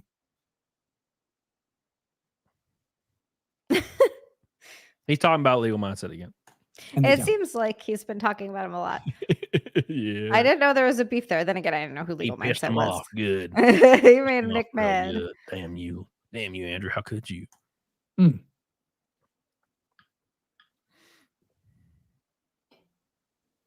But I digress. Tell you what, guys. There has been a request. That request is for a puppy. Oh yeah, he's gonna bring his dog in. Give her. I'll go grab the puppy, bring her on camera for a little bit, put her away. The stream, I was planning on streaming for about an hour tonight. I am looking to return to Rumble and YouTube. Here it comes, ready. Okay. Look at this. Here we go. Here's Sunny. Oh, you stupid little retard. They really are so ugly. They're cute. Like they're so ugly. They're cute. Look at that face. It's like pure innocence, right? They're so dumb. They're so ugly. They're so unaware of how dumb they are. Like you think that thing knows that it's like just a useless, ugly creature? No, it's just happy to get pets and treats. They can't even bark. They just go. You ever heard of them? Yes, it's absolutely ridiculous. Bro, when my German Shepherd barks, it shakes the house. It scares the dicks off me every time he does it. I still remember the time that you told me you were shaving Mal like a sheep, and I thought you actually had a sheep. Yeah, it was just him. So It was my stupid. husky. It was your husky. I had to shear him like a goat Like, go. or a sheep. Yeah. Hi. Yeah. Hashif says your jokes are shit. Well, good. There you go. It's I don't know, man. Like when the worst shit in the world gets said about you, you realize like how fucking already doing this this sort of gig where people are wondering what this is, by the way. It's just a Monster fucking sweet tea lemonade. Doing a social media thing, you already have to get used to people saying shit about you. Yeah. When like real shit gets said about you that is really untrue and really fucking horrid, like, you stop giving a shit when someone's like, your jokes are bad. It's like, okay, cool. Somebody in chat. Sinfax says stand by what you say, like preaching family values and anti-coke, but then literally getting arrested for the opposite. I don't think Nick ever said he was anti-coke. I don't think that was one of Nick's things where he was like, I am anti-coke. I just didn't ever think he said he was pro-coke. But he did joke a lot about coke sometimes. You know what I'm saying? And as far as what was the other one? Family values. Well, it depends on what you mean by family values. Yeah. I think that was what made this blow up so big, because you know he's kind of considered like a conservative like content creator and blah blah blah, and then it went like the opposite direction. I get what you're saying though, but I don't think he ever said he was anti-coke, which I don't think anybody ever says they're anti-coke until like something happens, right? You know, so but yeah. Says rehab on the can. It does. It does. Refresh, recover, rehab with Monster. Brought to you by Nick Rekieta. Wasn't Ralph tweeting he was supposed to have you on a guest on your first stream back? No. Ralph was tweeting that, and this is true, that I will be doing my first solo interview with Ralph on the Kill stream. What the hell? Why didn't I get that, Nick? You gonna do it with Ethan Ralph the Gunt himself? This motherfucker. Anyways, let me pull this down. It's way over 45 minutes. A lot of the rest of it's him talking about like kind of unrelated stuff. Simfax said something else. I want to follow up on it. Damn it! Why does the chat suck so bad? Nick straight up said he wouldn't do coke because his nose was so big. He'd just do all of it. Well, at least one of the parts of that sentence was true. Sounds like that was a joke more than anything. It was probably a joke. But yeah. part of it's kind of funny.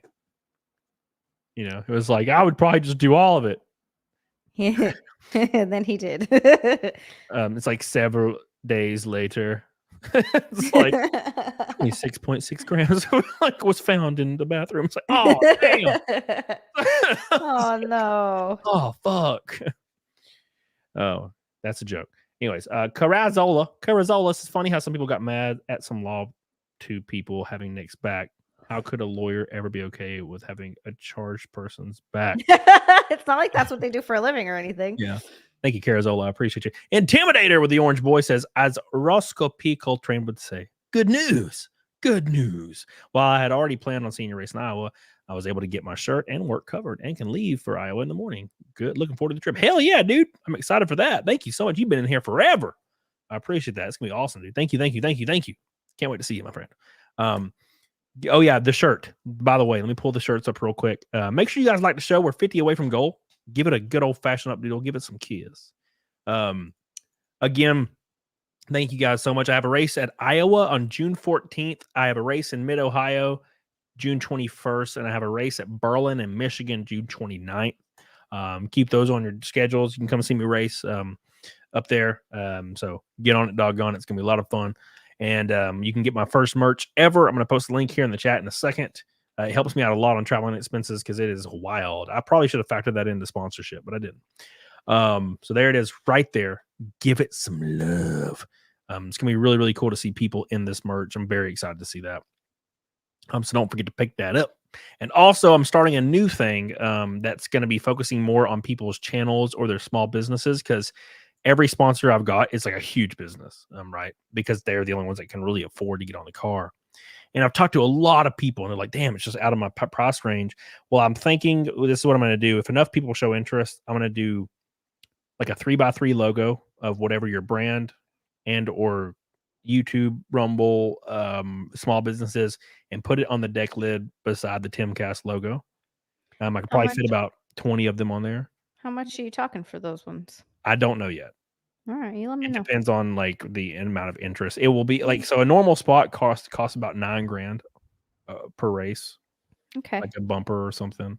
Depending on what the team is kind of quoting and seeing what the what is it? The expenses will be that weekend. Because there's like 100 employees, it's pretty wild. So it would probably be like a tenth of that or less. And it would be for like the whole year probably. Because if I got like 30 or 40 of those, that would save my ass as far as those expenses go, and Yeah. a few other goofy ass things. Billy Hatcher says, when will you be doing the pool parties? I want to go to. I've had a pool party all week, son. All week. It was mainly for my off week today or this week, and then when I have another off week, I'll do something again. Thank you, Billy Hatcher. I appreciate you. It's gonna be great. You mad, bro? Says me too. All 1.2K of us in there. Hell yeah. But anyways, thank you guys so much. Time for Naked Snake, and then I'm getting the hell off here. Off here. Are you doing it, Z, or are you not doing it? I'm always doing it. Oh, okay, cool. Well, Z is gonna do Naked Snake with us. It's gonna be great. Put a bikini top on. I'll be right back. Go do it. Go get your bikini ass on. There you go. We're gonna do Naked Snake, boys, for the 312th time in a row. It's gonna be a lot of fun. A lot of fun. I appreciate you guys all supporting me and hanging out to watch the next stream. And trying to have a little bit of a laid back stream and trying to, just talk about my boy. He's going through some crazy shit. He made some unfortunate decisions, and he's trying. I think he's gonna correct those. I hope he does, and I hope for the best outcome for him and his family. It's gonna be interesting to see. It could go south, and a lot of people want that. I don't necessarily want that, but if it does, it does. Whatever.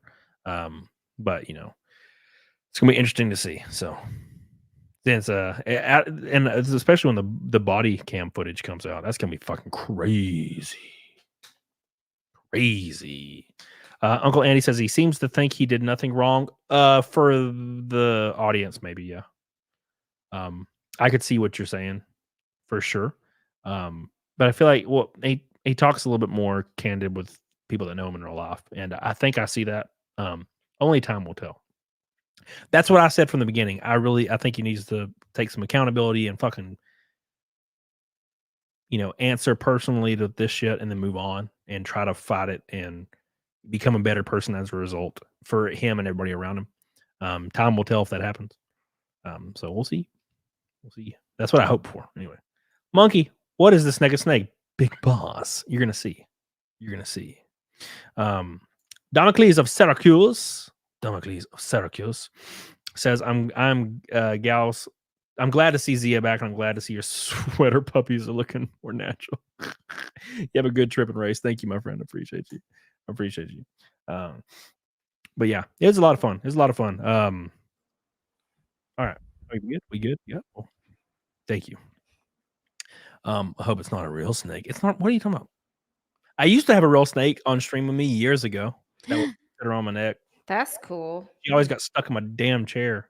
I want a snake. I think they're so cute. She was huge. Aww. She still exists. She's still alive. My roommate, my old roommate, still has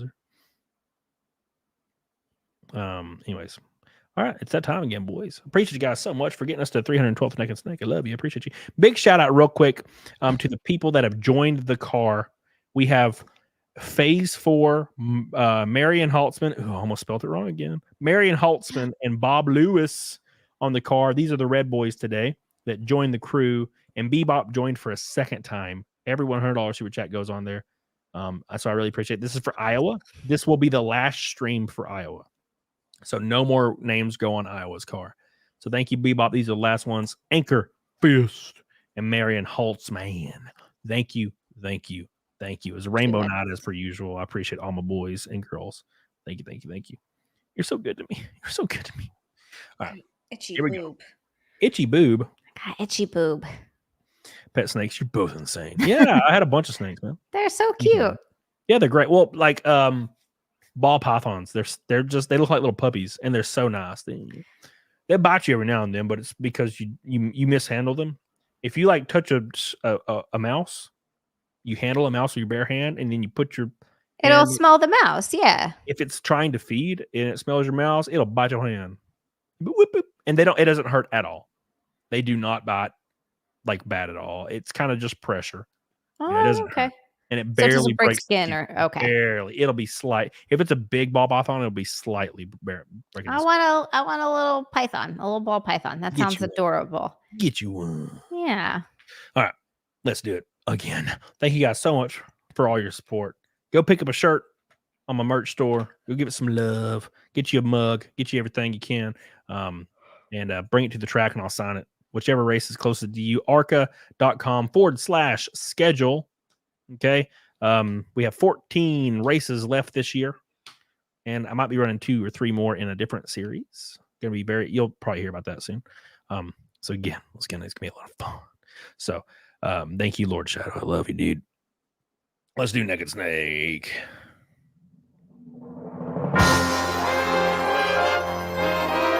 You ready, Zia? Look how cute she is with her stupid face. Thank you. Here we go.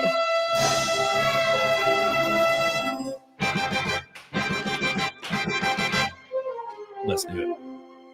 Here we go. Alan Jones already jumping on it. Here we go, boys.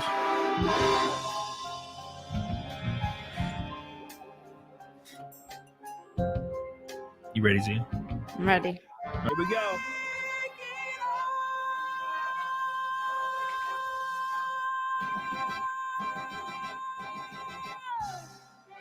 Amazing. We did it again. It's the first Zia Camelot Naked Snake in like a month and a half, I think. It's been so long. Too long. It's been so long. So long. Thank you guys so much. Make sure you guys like the show. We're 9 away from 700. We had 1,400 people hanging out tonight. I really appreciate that, guys. Such a fun time we've had at the expense of our friend Nick. It's a joke. Nick. It's a joke. We love you, Nick. So we're Mama Coco's like, hey, Mama Coco. Mama Akko. We're gonna raid Good Logic, I think. Where is he at? Yeah, we're gonna raid Good Logic because he's live. He's my boy. We're gonna give him some love. I talked to him a lot in DM, so he's a really good dude. So don't forget, like that. Don't forget to pick up my shirt, pick up my merch.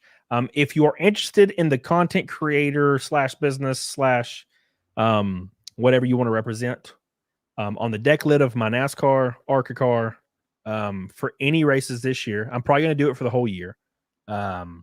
Message me. I would love to fill the entire deck lid with shit, just like a Christmas tree, and make it look really nice. And also, of course, tag everybody in the giant post we have on Twitter, and hook everything up. So it's gonna be a lot of fun. Thank you guys so much for hanging out with us. Make sure you follow Zia Land. You already posted. Look, Mick Stellar's always going hard. There is her link right there to her channel. She streams every Sunday, Tuesday, Thursday. Yeah. And then I'll throw in some other random ones here and there. But wow. Yeah, I got it. Nice, boss. Thank Yes, you. because I actually care. See ya. I swear to Jesus, Cody. Okay. Thank you guys so much. Make sure you guys follow me on Twitter, of course, so you can message me. If you don't have a Twitter, email me. If you don't have an email, message me on Instagram. If you don't have an Instagram, apparently you're like 80. So stop. There it is right there. Let me see how. Wait, somebody said Good Logic just went live. Let me make sure he just went live before I start doing some bullshit. Okay, 11 minutes ago. Yeah, we're gonna raid Good Logic. Give him some love. I'll see you guys over there. I'm gonna go eat me some ramen. Until next time, get the hell on it, doggone it. Make sure you go follow Zia and do all the things. Appreciate you guys. Bye. Bye, buddy. Bye.